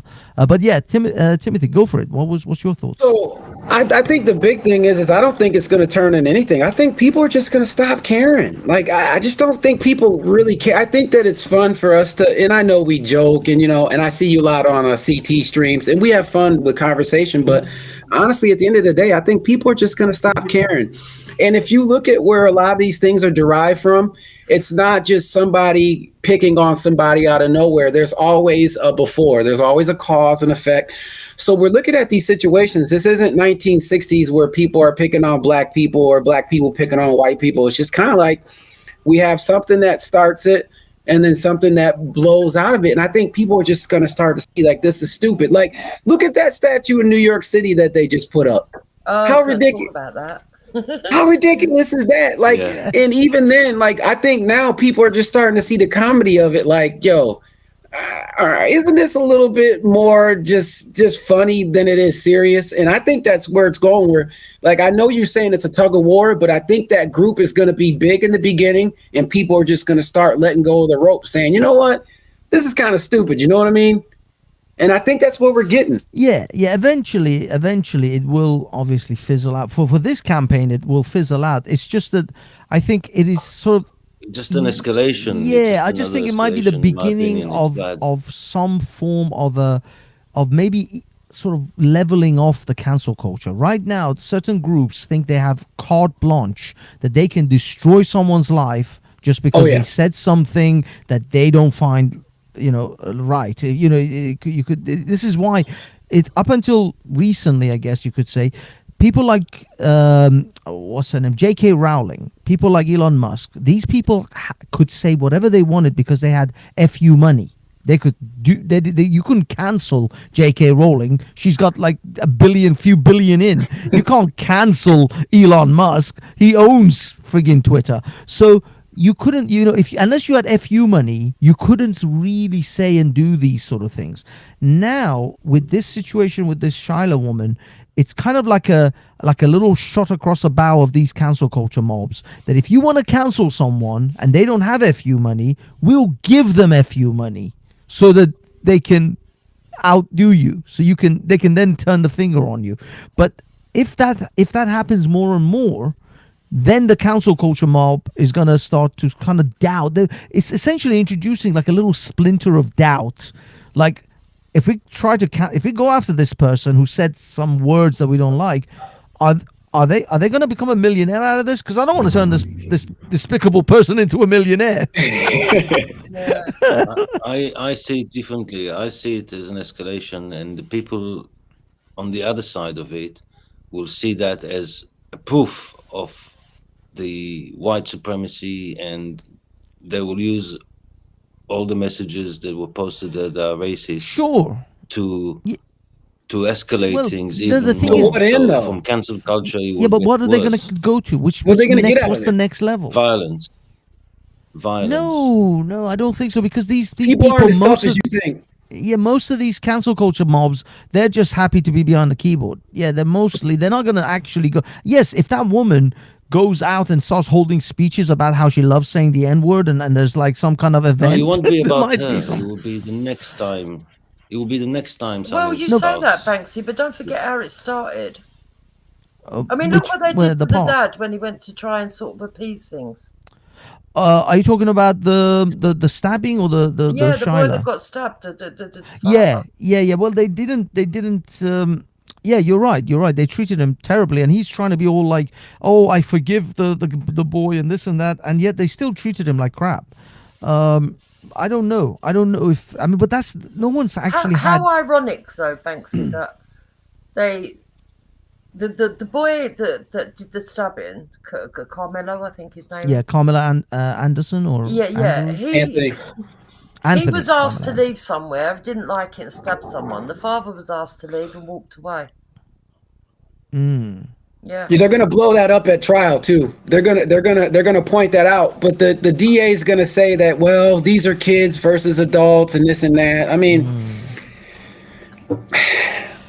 I don't know how that trial is going to play out. A lot of people like Tim Pool and others are saying that he may actually get off as self-defense. He's got a good chance. Yeah, because Carl Rittenhouse kind of got off on self-defense. And the case that just went before it, the stabbing where the kid stabbed the guy 6 times and he got off on self-defense, and it was a little bit more of an dare I say aggressive situation, and it just happened in Texas as well. I don't know the young man's name, but I believe he was 17 as well. He just got acquitted, so I'm not saying he will, but I'm saying he has a chance. So yeah. I mean, these are the rumors. These are the kind of things that there's a chance he will get off as self-defense. If he does, then I'm not entirely sure, but I don't think the white population are really going to do anything about it. I think they are taking out their frustrations by donating to Shyla Hendricks. Sorry, I think that's where the frustration maybe is being filtered to. I don't think he's going to get off with self-defense. I think self-defense is something that you can only look. He could have easily walked away. He was the one with the weapon. There was no other weapons drawn from anyone else. And even if there was a threatening tone used, there was an exit. There was an exit he could have used instead of standing there and fighting. He wasn't under any complete physical duress because he was the one who said, if you touch me, I'll stab you. So... Yeah. The funny thing is, this is something, Timothy, I think we discussed on CT. Where is the video footage? I mean, how is it there's no video of this thing? Remember, we talked about this because they're minors, that they can't release it. There were other minors in the video. U.S. law, they won't let it be freedom of information just yet. They got to get through all the due process before that comes something and then they'll probably have to blot out a bunch of faces and things of that nature. But it's an age thing. I'm with you. You always wonder, though. You always think there would be someone who would leak something or someone who recorded it on their mobile or something. They did, but remember, they confiscated phones. Oh, damn. Okay, so they really thoroughly went through everything. Texas is really by the book on a lot of things. When things go down in Texas, those rangers, they get on it kind of quick, and they kind of had everything in court. Sure that they had a piece of electronic data that they could, so they didn't end up in a situation where things were getting released and we can start narratives and things of that nature. They were on that early. Okay. Yeah, because I say it's surprising. You would think any of these types of events, there's CC footage and there's this footage and that footage and there's 12 different people with mobile phones and I've seen nothing, not a peep. So they've been really thorough with this one. It almost reminds me of the Pentagon attack on 9/11. There's like no footage of this very, very highly footed camera. So what do you think of the statues that the other gentleman just mentioned? Oh, Timothy. Well, I said that was the beginning of this show. In fact, this ridiculous fat woman standing in the middle of Times Square. Well, the thing is, as I said it's essentially we're celebrating mediocrity now. Yes. There's no excellence. What's happened to the celebration of excellence? Even if this woman was some kind of Olympic champion, if she was some kind of elite athlete or an elite achiever, she won a Nobel Prize or something, you would say, okay, this is celebrating excellence. This is celebrating this person who did this great thing. This is just a fat woman. I can go to central London right now and see a bunch of fat women in the middle of Leicester Square. There's some hope for me, Banksy. Maybe they'll do a statue of me and start putting it in front of her. How about me? I'm fat. I've done barely anything. Where's my goddamn statue? I want mine next to Churchill, goddammit. But you are right, though. Go on.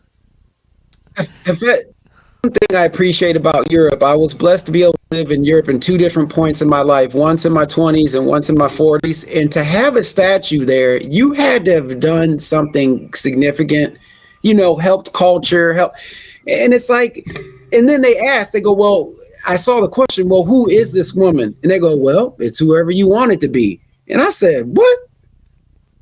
Like, this isn't a woman that we can point to that did anything, that progressed anything, cured any kind of disease. Like, and it's like, it's just somebody I can just interpret. I love art. Don't get me wrong. I've been to all kinds of museums, but there's got to be some point where, what are we learning from this besides aspects?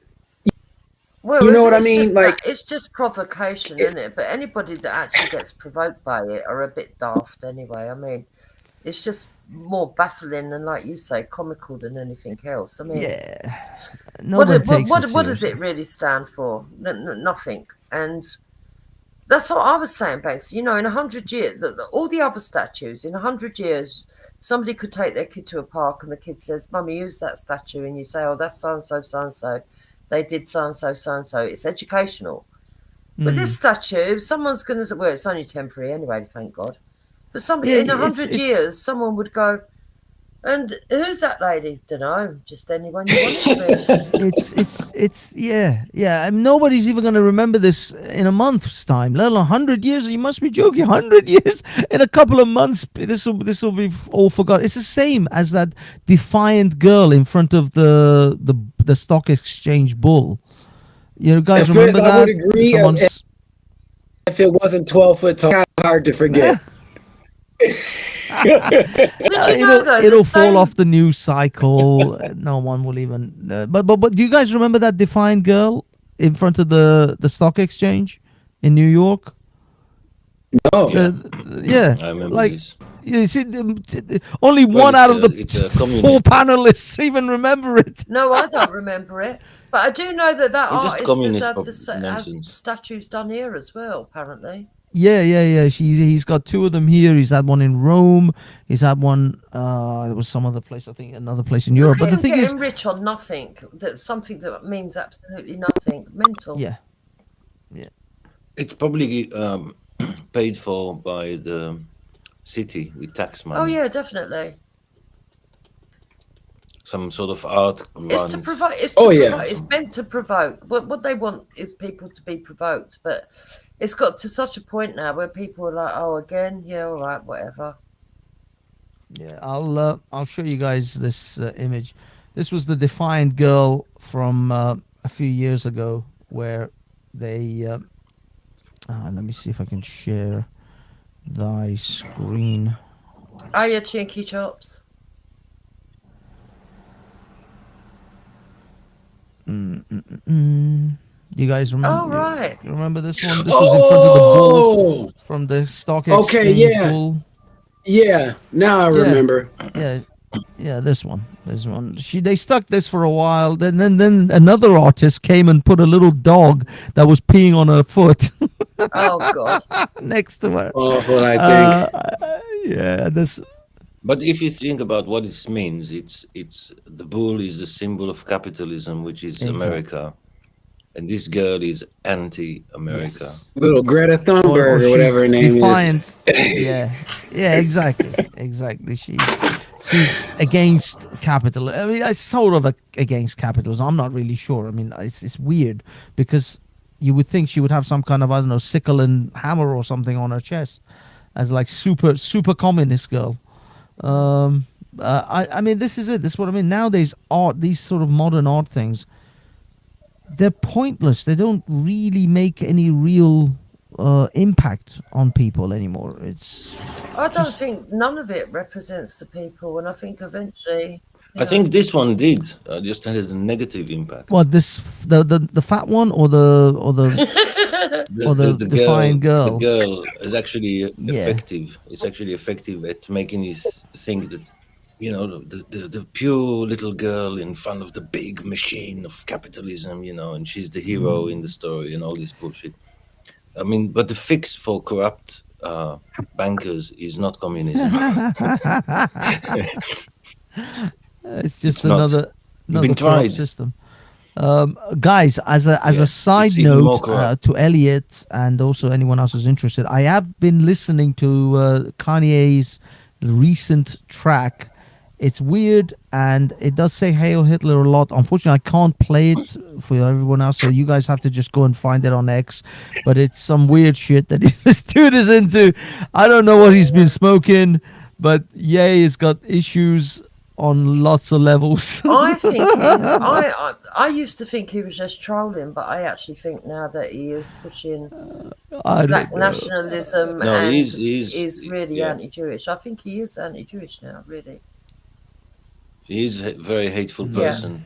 I think he's pushing. He's a psychopath. With that song, the lyrics tell you exactly what he's thinking. Well, yeah. The funny thing is, though, there is like a whole host of other people standing in line. Like, all of these people agreed for whatever sum of money, I hope it was a good amount of money, to stand there and scream this thing. And it's like, I don't know if you guys are going to get jobs anywhere else. Do you guys know who runs Hollywood? you guys ever want to work in media ever again? Because appearing in this this video should have just been Kanye on his own in a darkened room.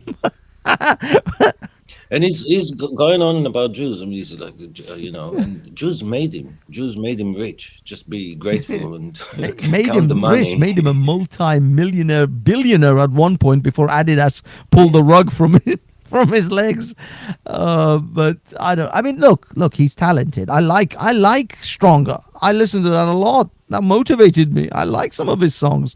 I'm not that massively fan of his auto-tuning. He auto-tunes quite a lot now. Yeah. And in this one, he's auto-tuned as well. But I don't understand what he's good at, really. No. I miss the whole thing. If you listen to some of his earlier stuff, it was all right. I liked some of his. I tried. He's definitely mental, though, isn't he? Look what he's doing to his second wife. Yeah. I mean, yeah, that whole thing. Actually, Timothy, what do you think about his stunt of the nakedness of his wife in front of all these people? He's always playing some type of game. Like, so for example, with his music, what he does is he records a lot of that stuff. I mean, that Hitler song was probably made 2 years ago or whatever. He records it, and I think he releases it based on whatever mood he's in, whoever's made him mad. He's like, oh, time to He's release releasing this. it now because If you watch his documentary, and like I've been into Kanye for years, well, the old Kanye, a lot of that stuff he did, like songs that he got platinum or number one, like in 2005 and 6, he made those songs in 1998, 99. So a lot of this stuff is really old. It's just new to us. And he just releases it based on if he has to fill a quota with the record label so he can get out of a deal and start a new one. Because a lot of times these guys have to fulfill certain things. So it's kind of like, all right, I got these songs ready to go. That's talent, though, doesn't it? Yeah, I mean, he is talented, but I like him more as a producer than a rapper. I mean, in that genre and for what he does, no, he's talented. I can't really deny it that he's good at what he does. It's just, he's taken a very interesting turn. Actually, guys, anyone who knows this, I think Arthur Rubinstein and Earl Garner were much more talented than him. Looked up those people, Arthur Rubinstein and Earl Garner, two geniuses, each very rappers different. or musicians. No, that's what I mean. No. It's like I don't remember I used to listen to the Wu-Tang and NWA back in the day, and I never remember the Rubinstein clan. No, Arthur Rubinstein was the best American classical piano player. But and Earl Garner was, and I should also say Art Tatum were two geniuses at jazz piano, absolute amazing geniuses. Banksy, I know I'm asking a load of questions, but I haven't seen you for a long time. Nothing like Kanye and all this. I know you've done a couple of streams on it, but I haven't had the chance to watch it. Go on. Lubna, what's your take? Because I think it's victim grifting, and I don't like it. I mean, I don't not believe the fact that the Pakistani community would send her death threats. That's something I can easily accept. I don't. I mean, whether this is a little bit of background for Mossad. Lubna is a Pakistani Muslim kind of. She was born in Britain, raised in Britain, but from a Pakistani community. She discussed and kind of critiqued Muslim Dawa people, not Islam, not the religion, but those who were preaching it and profiting from it. Like saying the approach is Well, wrong. you know, she was critiquing people like Mohammed Hijab and some of the things he'd done, Well, and he's his annoying. fake and his weird sort of, you know, second wife and possibly other wives. She was critiquing like Ali Dawa, you know, some of these prominent Dawa guys in Britain, and you know, and she would have panels which would have atheists and other people who would, you know, obviously not be favorable towards Islam. I'll be honest. As a whole, I took her stance towards Islam as being negative. She was not a positive influencer towards Islam. She was a negative kind of critique of Islam. So I did see that. Now, whether the Pakistani community would threaten her and find out where she lives, I see that. I mean, it's happened dozens of times. I mean, look at the situation with Hatun. So I don't think that she's... I don't know. I mean... The way you're saying to me, Jupiter, is that she's grifting, she's lying essentially, and she's grifting off it, or are you saying that she's telling the truth, but she's exaggerating it yes, I to think make she might more be money? telling the truth, but I think she's... Look, the way I see it, Banksy, and I've been around a lot of years now, and you know that. We've all had our threats. We've all... I mean, I can remember one time them coming in telling me they've dropped my name and address into radical groups. I've and seen giving your me the whole address, screenshots to try and everything. frighten me. I've So- seen people post a Google map of your house. Yes, and directions of which way my kids would walk to school, every direction. Seen all So of I that. mean, I've had the whole intimidation. So I sit here and I kind of think, What did you say? Oh no, How no. did Jupiter you is a fairly vocal critique of Islam. You know, she criticizes Islam. She criticizes the Dawa guys. She's been you fairly must not criticize. It's strict personal. and she's, fairly fervent towards critique, and also she supports Tommy Robinson. Yeah. So you know those stands have put her in some in the Well, I was process. kicked off Facebook because I said something positive about Tommy Robinson once. Yeah, I just think that she's you know. exaggerated it, and I think it's ridiculous that she's going to run off and she's getting to. Well, at last count, it was 10K. Oh, she started the GoFundMe then. Well, Paul Thorpe, ironically, started it for her. Now I find that sus, Someone else especially in started light it of for the her. politics that's happened recently over there. I'm like, Well, this is interesting because I saw Paul do a response video for her to her video and say these things, but I didn't see him. At least I didn't watch it all, so maybe that's why he did it. Maybe at the end where he, opened up some kind of GoFundMe. I didn't see Lubna herself. The only thing she's asked for that I've seen openly is, can you give her more subscribers so that she can get to 100,000 subscribers so she can get the play button for YouTube. Yeah, now, well, I don't see that as a money monitoring. So she's not begging for money. She's just asking for people to subscribe. So her son is really up for seeing that freaking button. Her son seems to be all about it. So her kid wants her to get that button, and she's trying for that. But she never asked for money. I never saw her ask for a penny from anyone. So if Paul is doing this, then I don't know whether it's with her consent or not necessarily. Well, I don't know, but I mean, they've raised up to 10 grand so far. I mean, it's all very strange, all of it. And I would say that even to get that subscriber button up, I would say the tears were sort of there for that as well. I don't know. I mean, look, I'll put it in this context. If an American woman can tell a child, no matter how old, he's behaving like a little ninja. I have to say ninja because I'm too white to say the actual word. And she can make $700,000 for that. Then a woman being threatened to be murdered by Pakistanis in England to make 10 grand, I'm willing to let it be.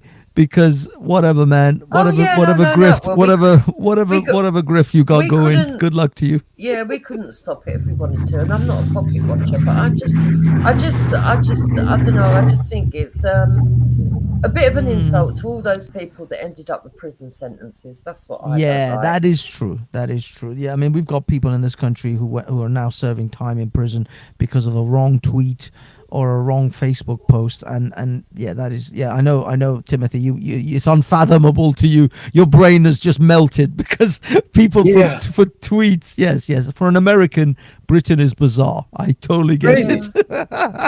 We've gone down the insane Timothy, asylum route.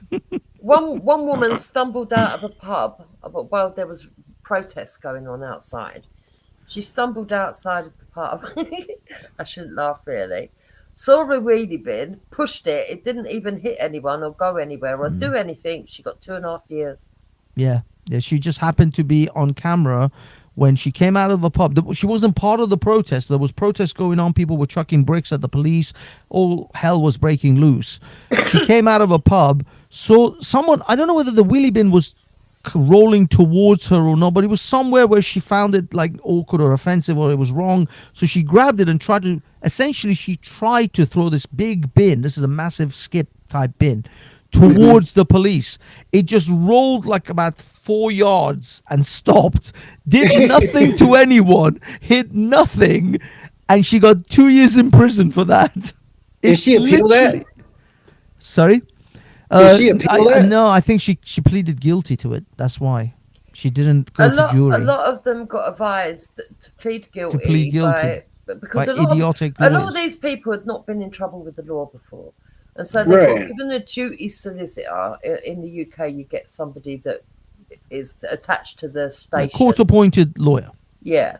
And so they turned up and they told these people, plead guilty, because if you don't, you get a harsher sentence. The politicians have already said you're going to go straight on remand. You're not going to be out on bail. You'll be on remand until the case is heard. And the way the prison system is at the moment, that could take months. And, you know, legitimately, you might get not guilty when you go to court, but you would have already served months inside. So they were blackmailed essentially into pleading guilty. Also, they were saying you'll get a lesser sentence, or you won't get custodial. They were kind of lying to some of them as well, because some people were told you probably won't get a custodial sentence, you won't go to jail, you just get like community service or some other shit, because people were thinking, I just posted something on Facebook or X, or I just rolled this wheelie bin. So they're like, there's no way I'm going to serve time for this. There are people who have stolen cars and killed people who haven't been given time.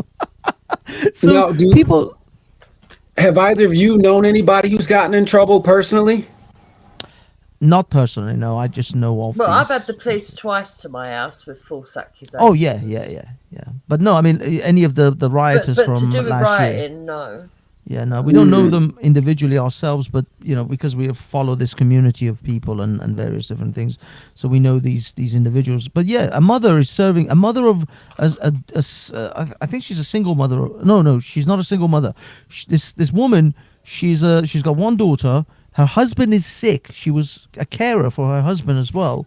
She's been given 2 years for a Facebook post. Now, admittedly, she did say in the Facebook post something into the kin of, we should burn down these migrant hotels because she was pissed and she was upset. But then she deleted the post. But she's serving right now, I think, 3 years for that. For words. Meanwhile, we've got child groomers and rapists and people that have got pictures of kids getting out on suspended sentence. They're free as a bird. The It's thing gone is, mental over this it. is the crazy thing.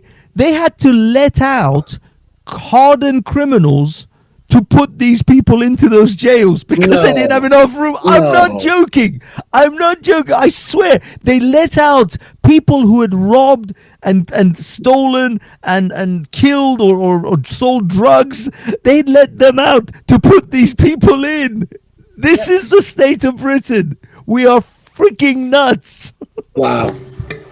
And now, and to add insult to injury, the police have now come out and admitted that it wasn't a far-right networking that caused the protests. Elliot it was is just bringing sporadic some all news. over. That there were some people there that were extreme in thought, but it was a varied bunch of people, and there's no proof that there was a network of ideologues on the far right. Wow. But still, these people are still inside. They should be let out. I think they should all be let Britain, people say Britain is not a serious country anymore. It's become insane. I mean, the stories that you hear. A guy, Peter Lynch. You know the story of Peter Lynch, right? Himself, didn't he? You know the story. The man killed himself. Because he held a sign that critiqued immigration policies in Britain. Like, fuck. Yeah, they locked him up. He was ill. He'd never been in trouble with the police before, and he was in his 60s. So he went inside and he killed himself. I think he got targeted while in there, didn't he? Probably because Muslims are the majority of the prisoners in Britain. So if you if you come from a right wing angle and you've been put in prison, that's the other thing as well.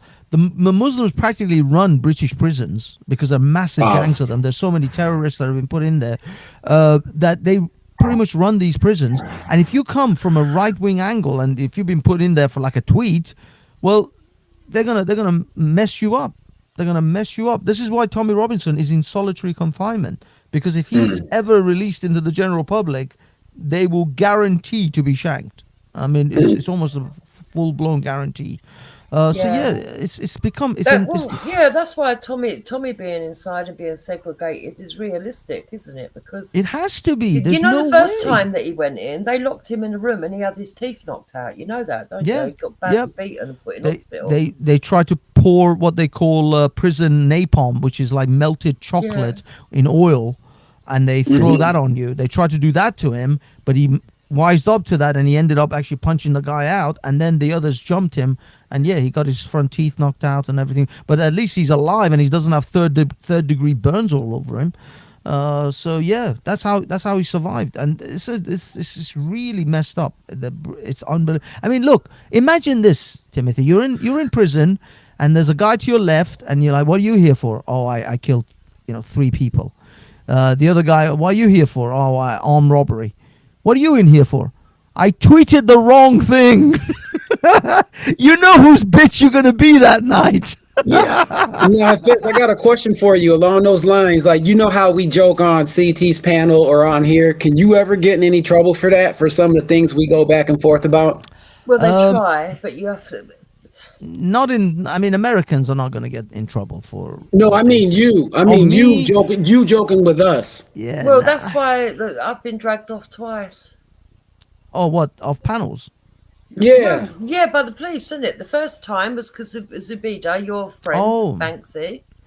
She claimed that I called her a terrorist apologist, which she is. Yeah, that is true. That is true. Yeah, you could potentially face. And the second time, it wasn't even me. A clone wrote in the side chat, B.B. And I actually got taken in and asked, what does B.B mean? I said, I don't know. British Broadcasting, big boobs, big bum. I don't know. B.B. Yeah, B.B. Apparently, the allegation was that I'd called someone a black bitch. Oh, is that what That's how B.B. they interpreted it. But it wasn't even me who'd wrote it. So how are they blaming you then? Because somebody had cloned me. It was a side chat. And they took a screenshot and then made a complaint. Yeah, they do that kind of... Oh, man, that's messed up. Yeah. That is messed up. But a lot of the stuff you get away with because where a lot of these channels emulated from Speaker's Corner, if you're smart enough to explain that there's an unwritten verbal contract from Speaker's Corner because these channels started with whilst COVID was on, then that they can't really do nothing because basically you've all had an unwritten contract. You're going on to a free speech panel. I'm with you. I mean, the thing is, we're all under the restrictions of YouTube or whatever panel whatever you're broadcasting on. But generally, I don't know. I haven't had. I mean, don't get me wrong. I am somewhat anonymous as well. Nobody knows who I really am, and I'm small fry. Nobody really cares about my, unless someone directly complains and says, you got to go after this. I've had the British police watch my YouTube channels. I know they've definitely watched my stuff because there was one of the regular police officers at Speaker's Corner was PC Bonds. He was the one assigned for Speaker's Corner before he retired. And he told me about, like, the other night when you were streaming, I totally agree with you what you were saying. So they were kind of agreeing with me because I'm not saying, look, I'm not making ridiculous things. First of all, I'm not threatening to do anything to anyone violently. I never do that because that's the dumbest thing. That's just stupid. Right.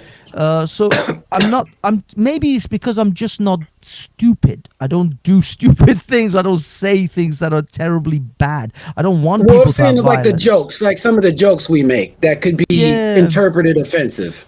Yeah, but I mean, as I said, I on CTs, I don't think anyone cares. He does say offensive stuff at times.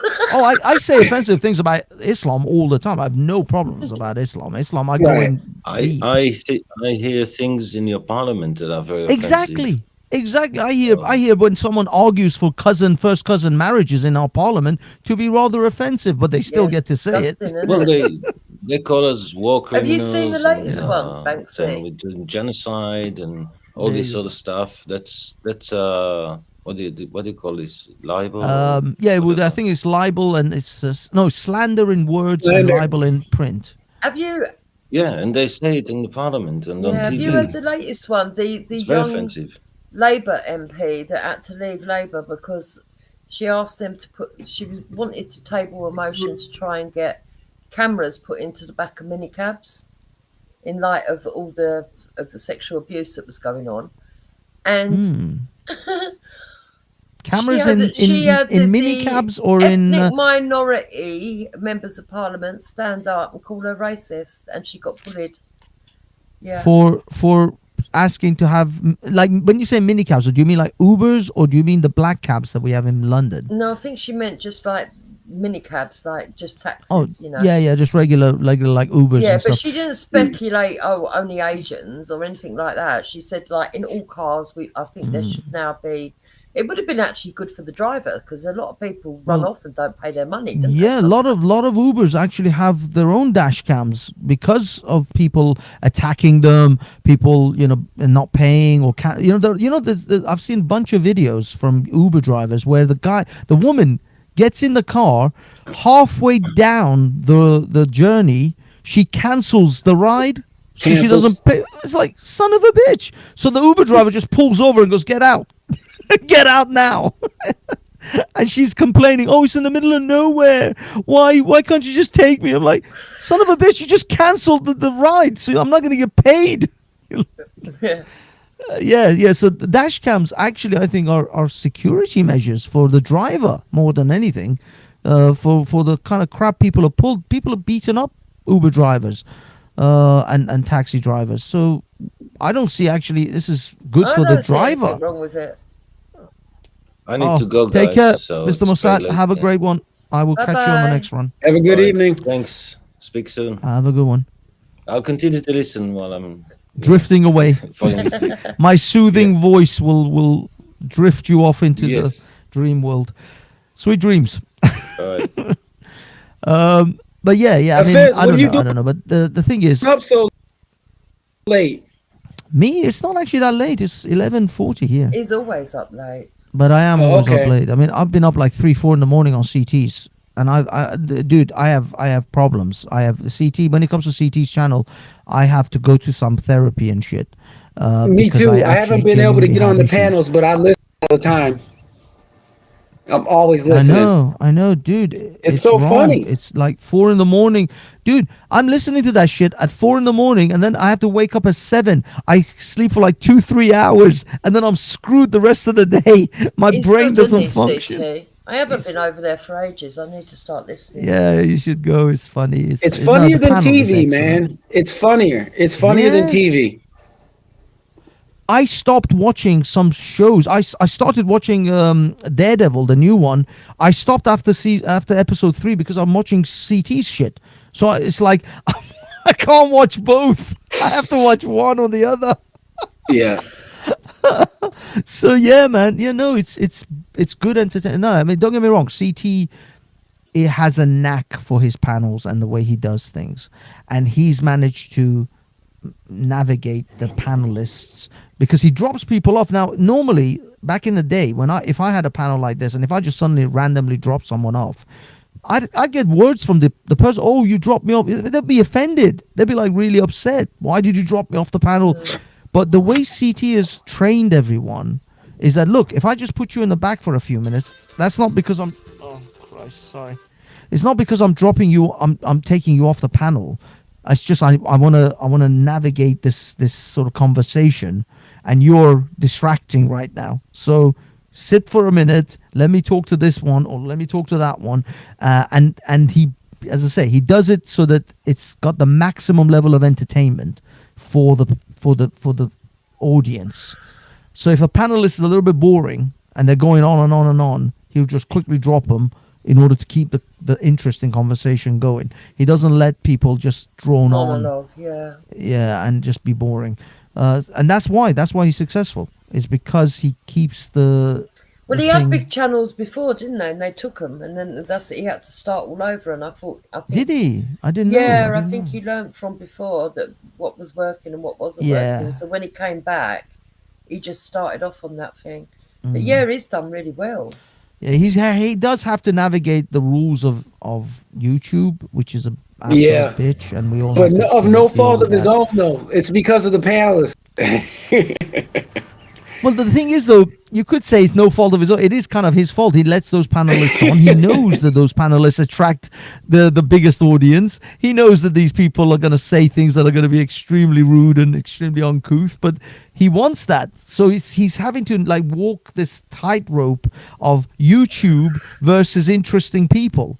And interesting people say crazy shit, and YouTube doesn't like that crazy shit, and so he's constantly like navigating that thing. But he's good. He's very good at what he does. You know, I know YouTube channels that have got like 100,000 subscriber plus.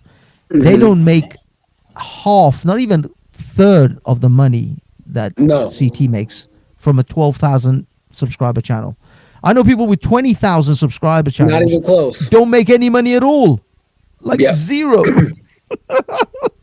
You know, It's I like- saw the funniest thing in the chat one time, and it was about Imperius. Somebody was like, man, it's just a matter of time before Imperius gets us all indicted.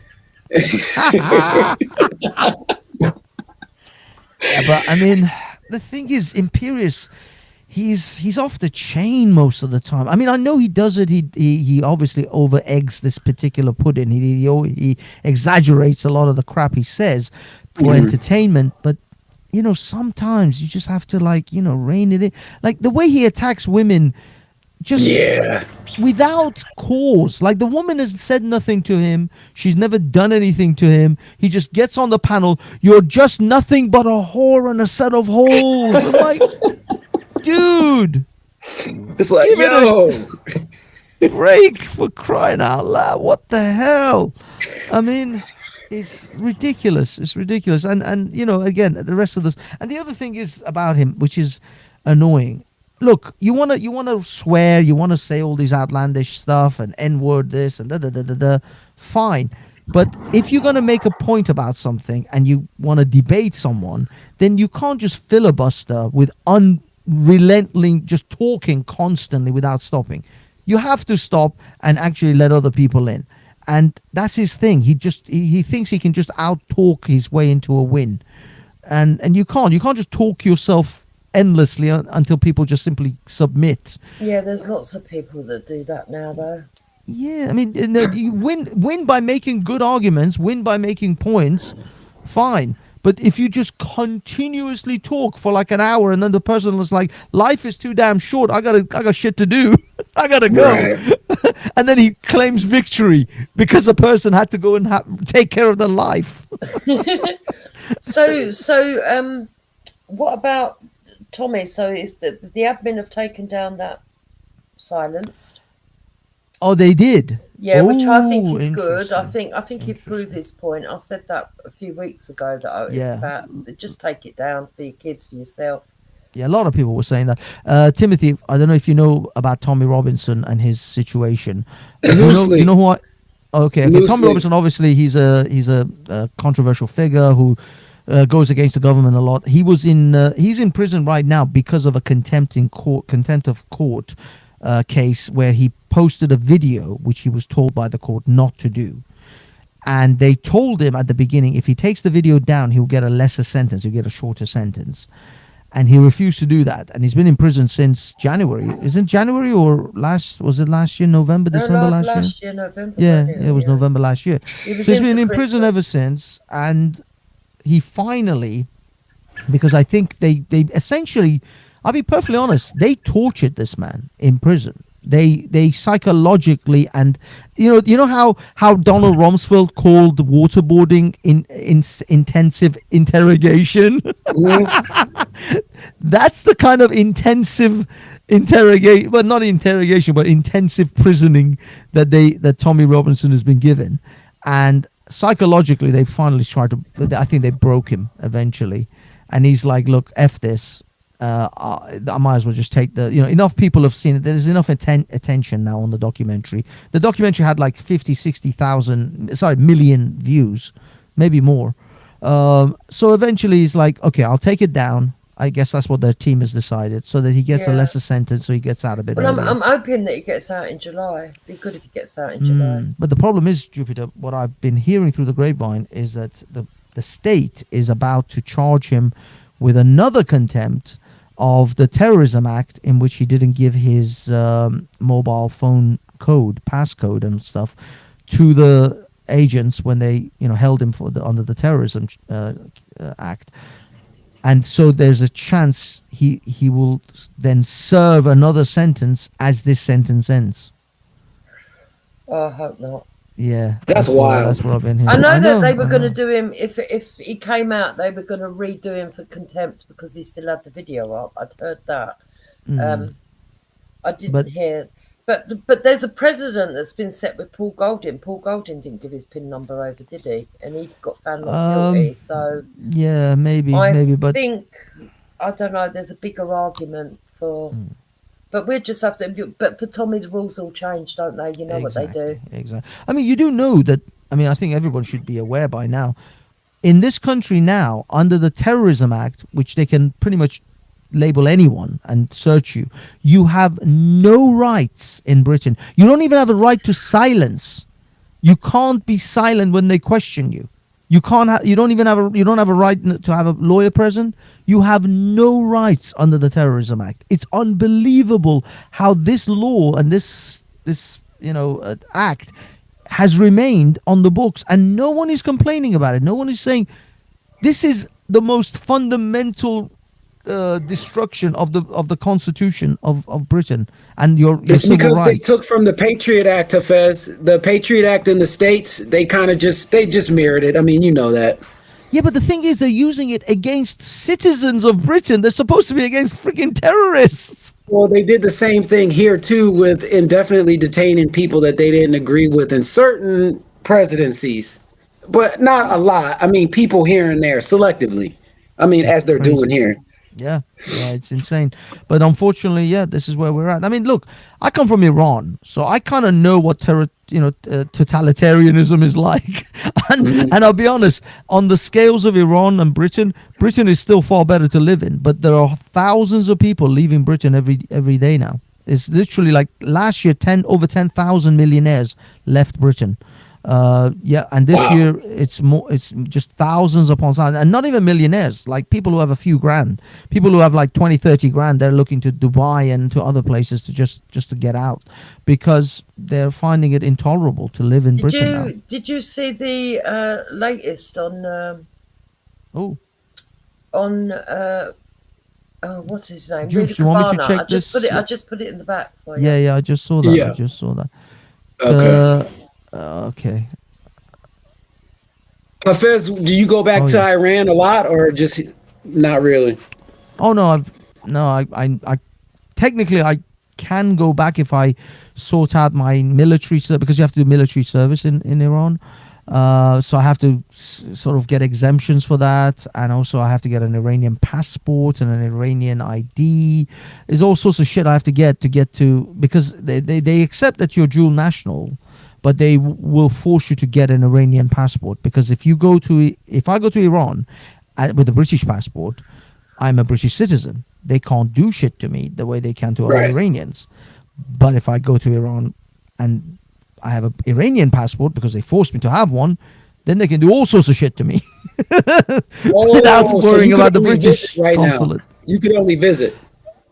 Well, I can. I mean, technically, I can. I'm a nobody. Nobody knows who I am, so they're not going to really do anything. Technically, I could if I get the passport. But it's such a hassle, and it's not like Iran is a massive holiday destination for me. I got Rome, I've got Spain, I've got all of Europe at my fingertips. I mean, literally at the end of the month, I'm going to Paris with my girlfriend. Nice. So I don't Oh, need nice to. one. I don't need to go all the way to Iran. I don't need the burqas and the beardy weirdies of Iran to hang. Don't get me wrong. It would be nice to see some of the family. I just come back from Crete. That was nice. There you go. There you go. We got all of these wonderful places. I've got Barbados and Jamaica. I'd rather go to there. Come to the States. Florida. I've been to Florida. I've been to LA. I've been to San Diego, Vegas. I want to go to New York. I got to do a New York trip for sure. Whereabouts are you? Which part of the country are you in? So I'm upstate New York. I'm near Buffalo. nice. More closer to Toronto, Buffalo. All right. So you're proper north, East Coast, but East Coast, but north. But inland, nice. Yeah, I gotta get there. I gotta get to New York for sure. Because LA wasn't a city. I come from London, so from comparing London to LA is a bit of a disappointment. But I think I've heard that New York is gonna match up to LA. New York's awesome, man. New York. If you've ever been to Berlin, that'd be the one city that I could compare New York to in Europe. Excellent. Yeah, that's what I mean. These are like cities. LA is more of an urban sprawl. It's not really the city. It's overrated. Yeah, it wasn't like that. I actually like San Diego. I really like San Diego. San Diego has this Spanish feel to it. I almost felt like I was in Spain. Yeah, it's more relaxed. Yeah, I really like San Diego. And Vegas is cool. Vegas is a holiday destination. I couldn't live there, but yeah. I got to do another Vegas trip as well. I never shot a gun when I went to Vegas. It was so disappointing. I should have. Everybody that goes to Vegas shoots guns. Oh no. I gotta go one more time at least just to shoot some guns, something like a Desert Eagle, some Uzi 9mm. The 50 cal, man, 50 cal. 50 cal. Yeah, that's one more Vegas trip for that. Vegas is like Disneyland for adults. It's got like fun and games everywhere and just craziness. Yeah. But yeah, the weird thing is, my mum adores America, absolutely loves America, everything about America, and she's I've always wondered, it's like, how come you never really made a push to move to America? Because. Yeah, she loves it. And I actually, I feel really comfortable. I feel at home when I go to America, when I'm in Europe, at least the Europe that it was in the 90s. I'm not sure what the future of Europe is going to look like. The future of Europe may end up being more like Islamabad than New York. Apparently, I see somewhere that apparently Trump is going to allow Caribbeans to enter America without a visa. Well, I don't know. I mean, maybe they've got. It depends, because there are Caribbean islands which are like Virgin. The U.S. Virgin Islands. U.S. territories. Yeah, they're U.S. territories. So there may be U.S. territories that they can come without any visas. I don't know. It all depends on, I guess, their arrangements. Well, I was kind of hoping Velly might take them up on this. The thing is, I'll be honest. I just. I was, a lot of people were like, oh, was it a massive change for you when you came to Europe? It really wasn't. Apart from the weather, don't get me wrong, the British weather isn't great, but apart from the weather, I felt at home everywhere in Europe, in Spain, in Germany, in Sweden, in the UK. I've never, because I was a European before I came to Europe, I embodied that lifestyle. I embodied the philosophy of Europe, because my family, loved that whole thing. So I never felt really a stranger to this place. It was already at home when I was in Iran, because Iran was like Europe before the revolution. Iranians did exactly these things that Europeans do before the revolution. So no, it never felt weird to me. It's just, and that's why I feel comfortable in America. It's the same thing. I'm already in tune with that world, with that ideas. But unfortunately, there are people that come. They're not coming because they're in tune with Europe. They're coming because they live. Yeah. Yeah. Who said? Sorry. What happened? Someone's asking, is it a repeat? Oh, I see. Oh, no, lols. Hey. But yeah, I'm not coming to they're not coming to Britain or America or Europe because they want to live the ideal European lifestyle. They're coming here because they know they're going to get a shitload of benefits. They don't really have to work. They can work on the side. And there are others who are coming with the intention of, we're going to turn these countries into Islamic countries. Yeah. We are going to dawa our way through these societies because we want to make it, because we can't do it in Middle East, because they can't do it in Saudi Arabia, they can't do it in Dubai. I heard this a few days ago.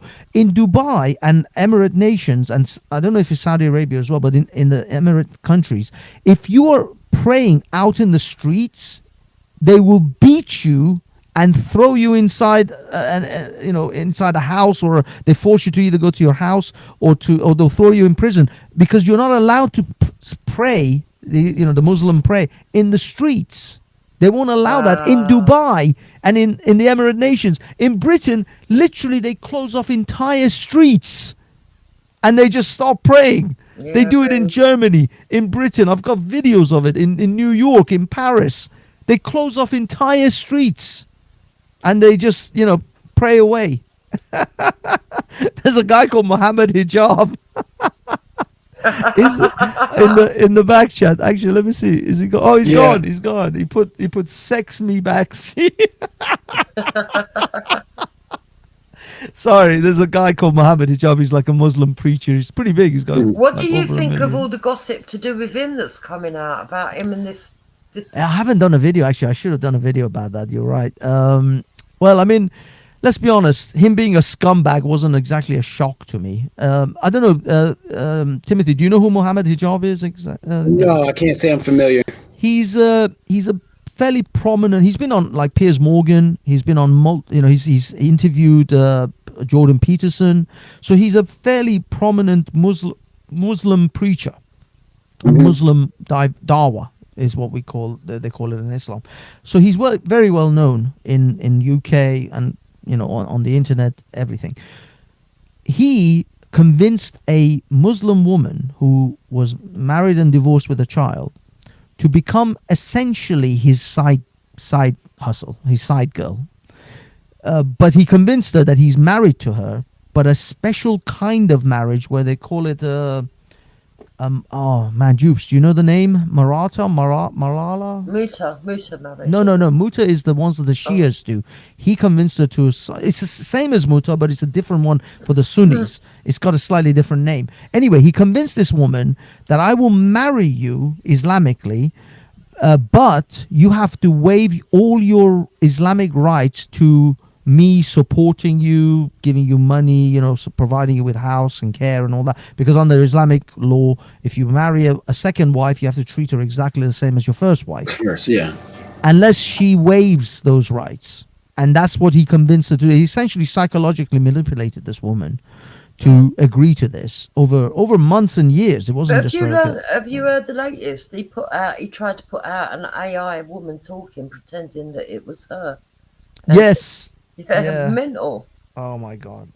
Because he put out another video with an AI voice pretending to that this wasn't actually himself. It was someone else making the argument. As well. Yeah, it's just, I don't know, idiotic crap. Anyway, this scumbag convinced this poor woman to do this, and all he effectively did was meet her at a weekend at a hotel, bang her, and then leave her. And eventually, after like a year or so, I don't know, it was in quite a while.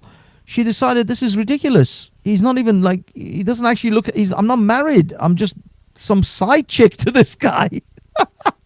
So she decided to expose his everything. She exposed his whole thing. She put out all the text messages. She went on an interview and just threw him under the bus properly. But the thing is, these people are acting with impunity in this country. They are, doing all of this dodgy stuff with women, with Muslima women, as well as other women, and they all. But the worst part of it is they preach that they're the pious ones, that Islam is the most pious great religion, that you can all come into this religion and you'll all like experience the wonderful. But this is the shit they pull. They're having side women and God knows what kind of nefarious ways they make money, because they are constantly grifting for money from other Muslims, and they open up charities, Islamic charities, and they are tax exempt, so they get out of paying tax that way. All of these things are happening in Britain through this community. Lols, you are funny. Anyway, Banksy, I'm going to go off now, but thanks for having me up. No worries, no worries. Have a good evening. Yeah, take Have a good care, one. Timothy. Nice to meet you. And let me know when I catch you next time on a panel on your show. Yeah, I'll bring you Juice. up. We'll do some panels. Okay, defo. Have a good one, my love. And give my best to Hector. Love Hector. Hector's Fez, I have a question. So is this guy still under Sharia law? Well, he technically is operating according to the Sharia. That's what I meant. Sorry. Yeah, in Britain. Yeah, all of these marriages are Sharia compliant and all that crap. That's what he's talking about. But the fact is that it's just, I mean, in all honesty, it's good for us who are kind of who fight Islam in Britain, is that this exposes the nefarious things that these people do, the dirty, underhanded part of Islam, which I'll be honest, I had no doubt. I know that shit myself. I've tried to convince other people that this thing that they think that this is pious religion is nothing of the sort. Is these people are all nasty, just as bad as any other. It's just like those TV evangelists that were caught with like their gay lovers and shit like that. It's all that crap. It's exactly the same. It's exactly the same, except these are from the Muslim side of it. People think Islam is different. It's not. They're all doing all sorts of nasty crap. The whole thing, like the Catholic Church thing with all the kids. For that sure. shit goes on in the Muslim world. That goes on absolutely in the Muslim world with Muslim mullahs and the boys and girls of the madrasas and all that. It's not been exposed. It's not been widely exposed. That's all. It's not that it doesn't happen. It happens. Hello, Diana. How are you? So this is the problem. That there's no real difference between the nasty stuff in Islam than it is in the nastiness of Catholicism or all these other institutions. They all have their P. Diddy freak-offs. It's just they all hide it in different ways, and it's just a matter of time until somebody exposes them. And that's the problem in Britain. In Britain, we have been strangleholded essentially under the guise of racism and discrimination, that we can't discuss this religion. We can't, actually critique this religion properly. And if you do, you get calls on your front door by either the police or some crazy, Muslim that wants to cut your throat. So people shut up. Look at this woman, Lubna. She became successful because she was just being honest. She was just, honestly expressing herself and having interesting conversations and panels. And now they forced her into silence. Now, apparently she says she's going to talk about other subjects, but she's not going to discuss anything Islam anymore. That's how it is, man. That's how they win. It's the bully pulpit. So yeah, man. They have numbers too. They have the numbers. Yeah. They not only have the numbers, they're growing. Their numbers are growing. They're only at about 6% right now in Britain. And I keep saying it, and people keep pretending. I think it's higher than that. No, the Muslim population statistically, or according to census and stuff, is about 6%, 6-7%. But the fact is, that's not the thing. It's got, once they reach 10%, the Muslim community takes a massive radical shift. You will see them become extremely aggressive at 10%. That's what the problem is. I don't want this to happen, but this is the road we're on. This is the track. The train is rolling.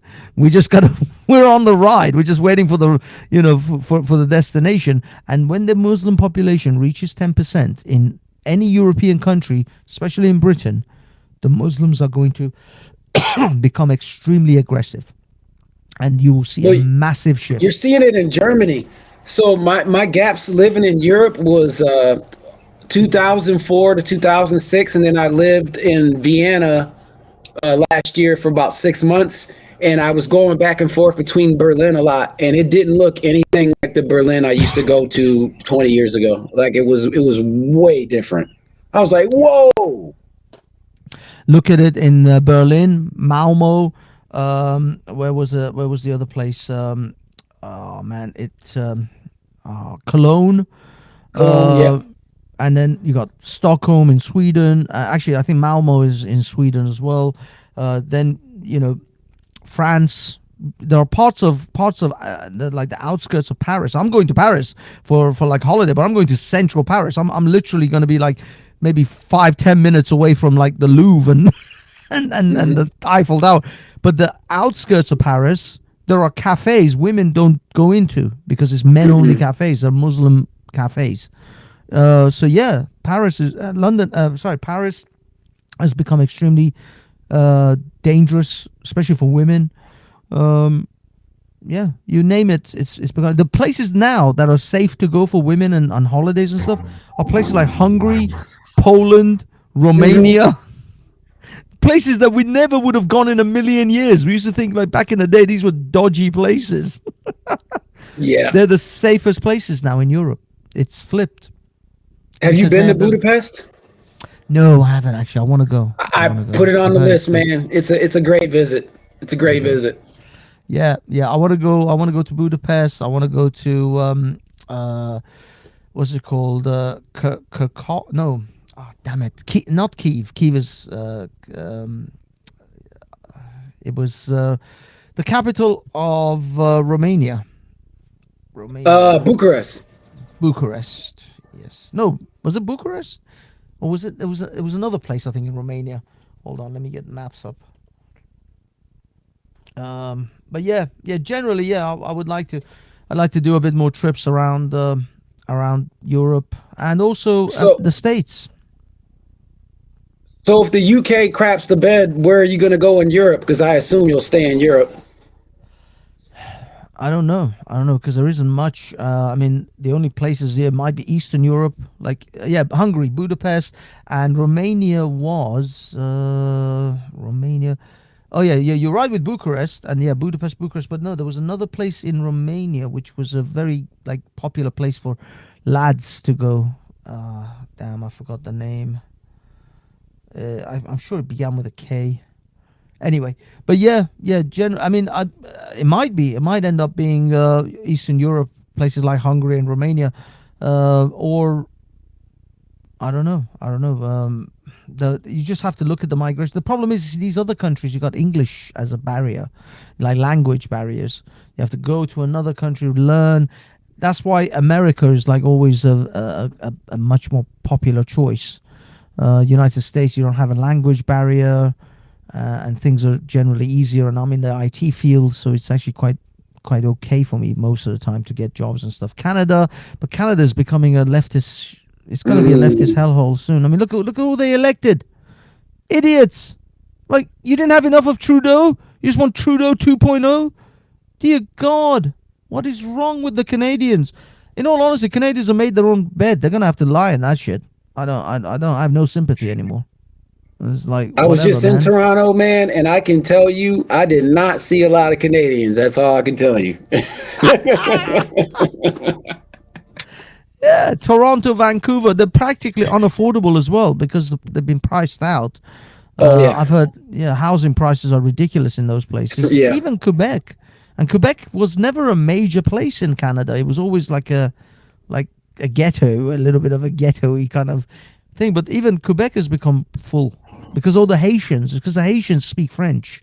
So they don't have to worry about learning English as much because they could just go to Quebec and just speak French. So yeah. I mean, I would go to, man. Yeah, man. I would go to Australia, but Australia is, first of all, it's notoriously difficult to get in. They don't let you in. It's horrific immigration to get in there.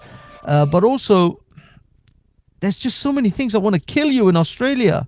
Like everything wants to kill you. That's like going to Florida, but worse. You know what I mean?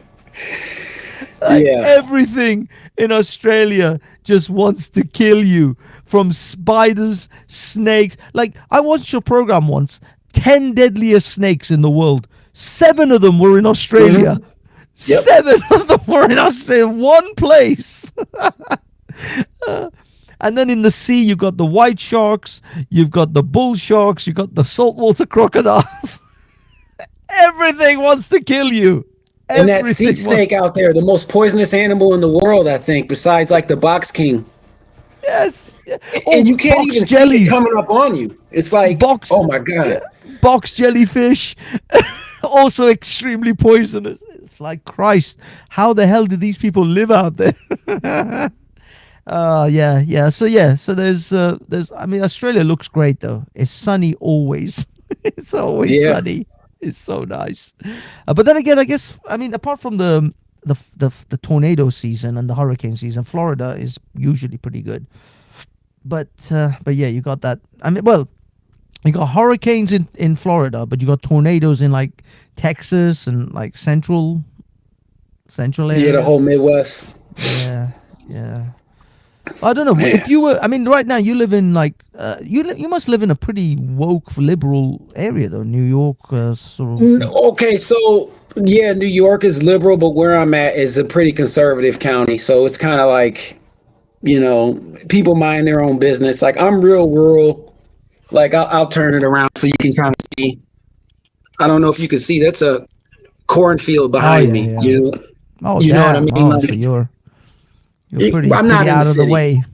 Yeah, I'm not in the city just because one, there's just way more crime. 2, people mind their own business, and 3, you can just get some peace and quiet. You know what I mean?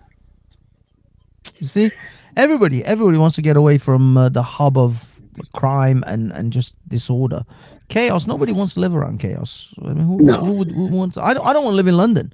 I hate London. I'll be honest. I despise this place now. It's horrific. I'm constantly worried about every time I take out my mobile phone. I'm just like this because they'll just snatch it out of your hand. So many people. Sure. I've literally seen people who told me, "Oh, yesterday someone snatched the phone out of my hand." Because I go out in these protests and stuff, and I talk to people, and there's people at crime. I've had my own car broken into when I went out to a restaurant in London. So I don't want to take my car into London anymore because I'm worried about someone breaking in. It's just every day. And the weird thing is, I came to London about 25 years ago, and it was fine. It was really okay back then. And I've seen the degenerate sort of the progression towards degeneracy and crime and all of that. I've felt, I've literally seen it transpire in front of me over the years. And you know the causes, you know why it's happening, but no one wants to. Everybody's like ostriches. They've got their heads in the sand, pretending everything's fine. You know that clip from CNN when the BLM riots were happening and it was all burning down. It was burning. And the guy that's London. That's London right now. Shit's on fire, and people are like, everything's fine, nothing to see. It's like, you idiots. You have no idea what's coming. You have no idea what's down the pipeline. But that's how it is, man. That's how I don't know, man. I don't know. The thing is, it's like I see the United States and you kind of get a little bit of hope. You saw the Trump thing and you're like, okay, I'm not saying Trump is the best for everything. I'm saying he is the start of the move towards a bit of sensible life, sensible ideas, sensible thinking. Yes, we can't just have unfettered amount of people just rolling into the country. We can't just have all these woke ideologies are ruining. They're destroying women's sports. They're destroying. They're making women feel unsafe. All of this stuff. So we have to come back to a little bit of sanity. That's all I see. The Trump thing is a movement of the people saying we reject these ideas and we want to bring it back to the center. Really, Trump isn't becoming conservative. It's not going to make the country conservative. Believe it or not, I still see United States as largely a liberal country. It's just the liberals of the 1990s. I wanted to go back to the liberals of the 90s, not the liberals of the 25th. 2025, 2024, 2023. Those are insane liberals, and they've gone too far. So if we can just take it back to like the early or mid 90s liberals, that's fine. I'm a liberal. I never say, people think I'm a conservative. I'm not a conservative. I believe in gay rights. I believe in gay marriage. I'm not totally opposed to abortion, although I think there should be a limit, like ridiculous shit they were talking about, like 8 months abortions or nonsense like that. It's like, what are you talking about? At 8 months, you give birth. You don't, there is no abortion at that point. It's just, I'm giving birth to a child now. But yeah, I'm not insane. But what I mean is like those first couple of months, maybe 8 weeks, something like that. But I believe in these things. I think these are perfectly good things. These are perfectly reasonable things. I believe that the government should, regulate certain things. You can't just have people doing whatever the hell they want. You can't have companies pouring all sorts of chemicals into the water. You can't have building contractors building, putting buildings together with bollocks and shit and bad electricity and bad piping and all. You got to have regulations so that your house is built properly, your water is clean, your air is relatively clean. These things, government has to do these because corporations won't do it. Corporations don't give a shit about it. Corporations will pour poison. Literally, they will pour poison in your drink. They can see you with a cup of glass. They will pour their shit in there and they won't give two shit about it. They don't care. They don't care about people. So the government has to rein in those corporations when they need to be reined in. There has to be this, yin and yang. So yes, I believe that there is a role for these things. That's why I still say I'm a liberal, but I'm not these liberals. These people have lost the plot. They're insane, and we gotta defeat them. Well, the problem is with that, it's going to take too much overcorrection on both sides when one doesn't. That's what we're seeing now is they want so much of an extreme, and you're doing this. It's like so hard to balance it. It's like you're getting one extreme to balance out the other. It's like, okay, we got an illegal immigration problem. Okay, we're going to do a mass deportation. It's like, man, that's going to have a mass effect one way or the other, no matter how you feel about it. It's going to have, like, the ripple effects are going to start being more and more and more to nobody can put a boat in the water, so to speak, Yes. That's what I'm worried about.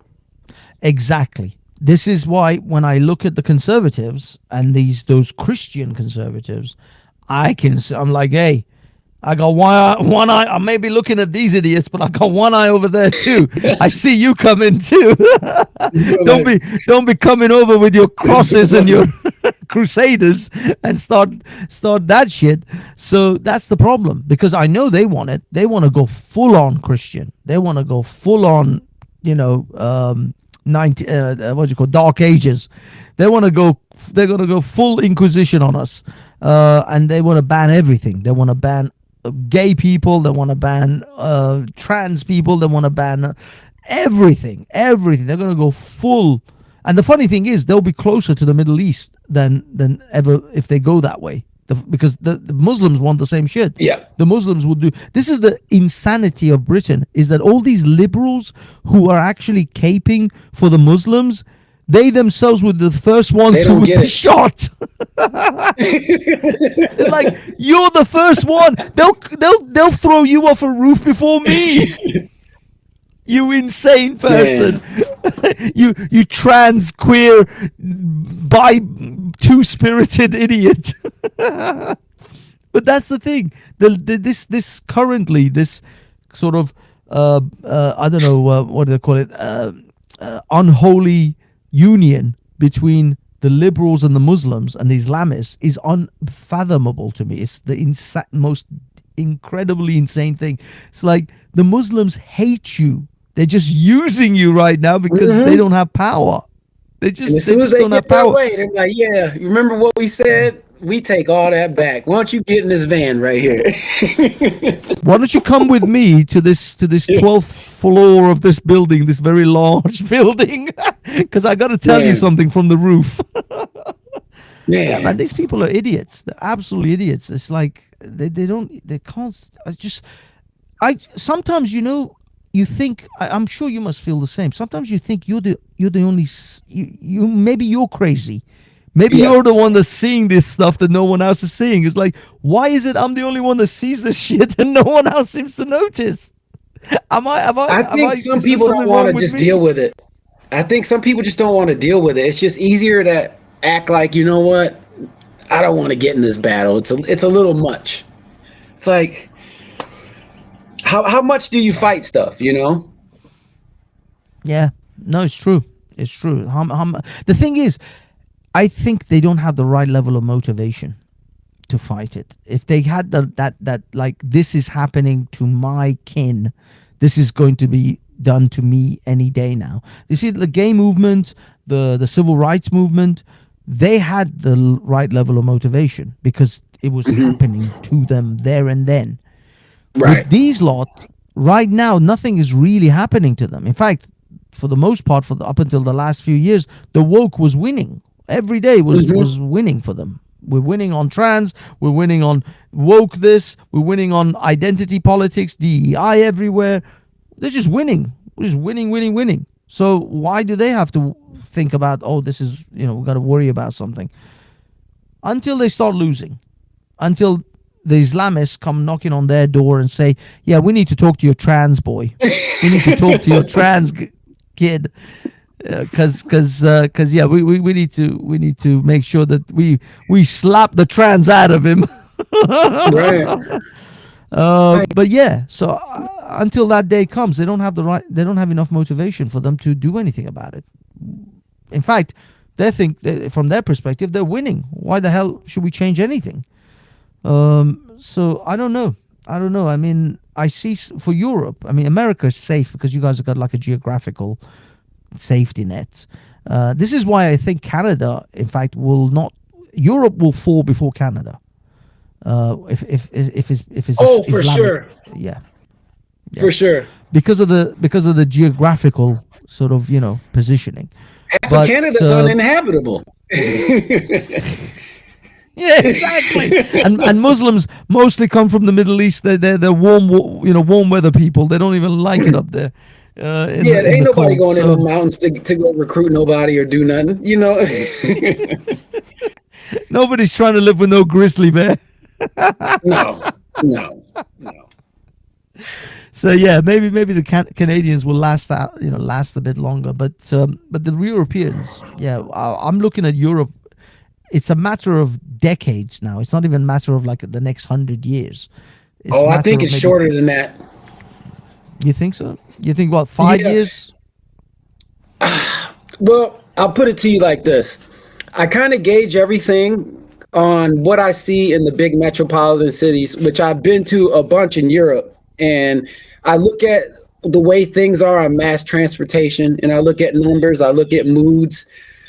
And I look at Europe as a little bit different because in the States, if you try a lot of that stuff, people will shoot back and this and that. And there's not a lot of guns in Europe for things to kind of be slowed down and quelled.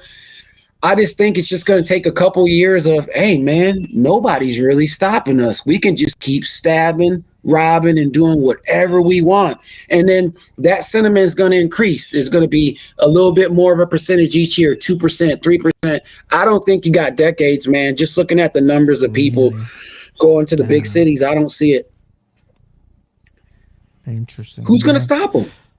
That's true. That's true. I mean, if you think about it, you got the influx of new people coming in, and the current ones are having more and more children. So with the combination of two, plus the fact that they're going to feel more and more emboldened every year to do more violence, more robbing, more Yeah, I mean, 5 years is very short, dude. 5 years is like round the corner, man. That is a very short time. I'm hoping we have a bit more because we've got one more election cycle that hopefully might be able to turn this around because we've got like reform and some conservative like politicians. They just had like a little mini victory with like some council seats and this and that. So there's still like some possible chance.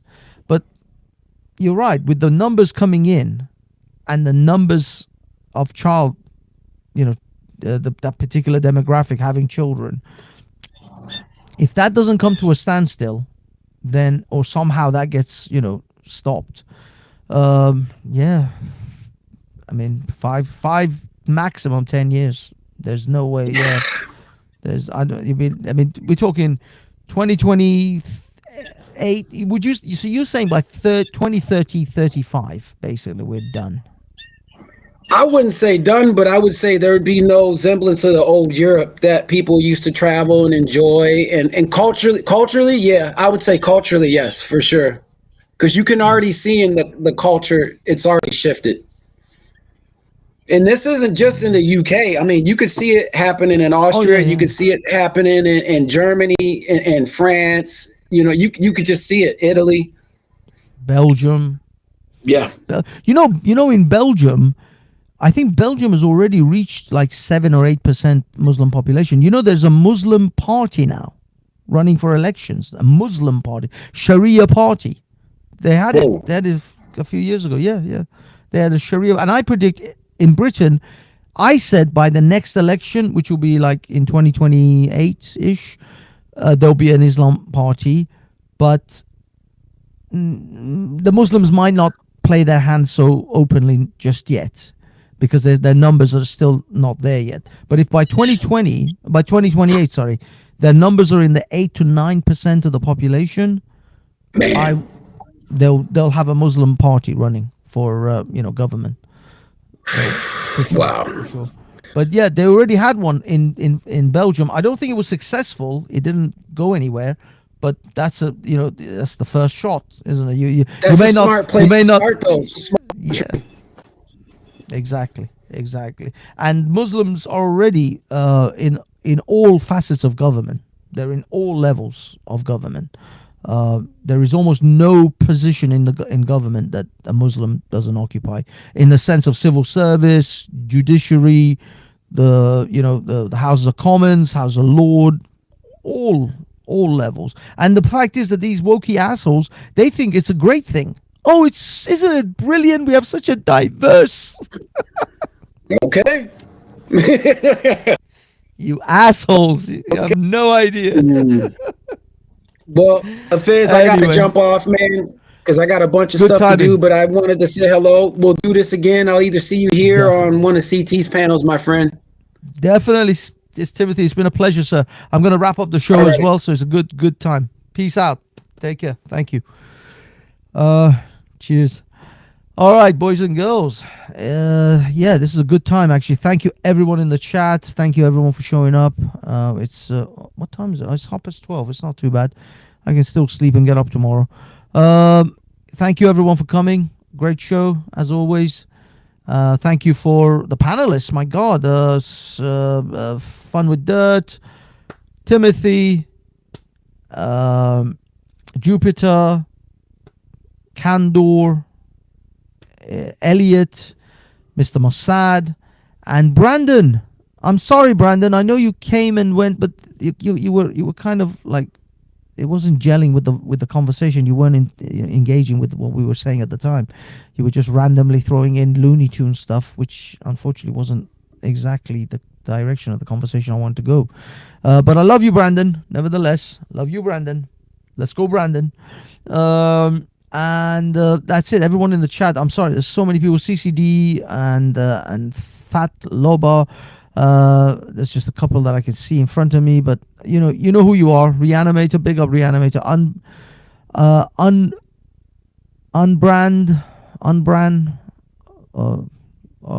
Urban. I'm sorry, Urban Roots. God, my brain is shot. Was it Diana? Love you, Diana. Who else? Damn, I know Babs was in here. Lols, love you, Lols. Big up, Lols. Everything else. The Lieutenant, of course. Love you, Lieutenant. Wendy. Wendy didn't jump on though. Love you, Wendy. Oh, restream. Yes. But it's okay, Wendy. You don't need to actually sign up or anything. You could have just jumped on. Come up, Wendy Dupes, yes. Cheeky Chops, love Cheeky Chops. Elliot, mentioned earlier. Thank you for coming, Elliot. Jumping on the panel. And if I missed your name, I'm sorry. I love you nevertheless. Where are you? Where are you? Here. The camera's here. Love you. Love you. So yeah, have a wonderful evening, everyone. I'm going to play us out with the usual. Peace. Where happens your weatherman? And have we got news for you? Let's get ready, all you lonely girls, and leave those umbrellas at home. Humidity is rising. Barometer's getting low. According to all sources. What sources now? The street's the place to go. Better hurry up. 'Cause tonight for the first time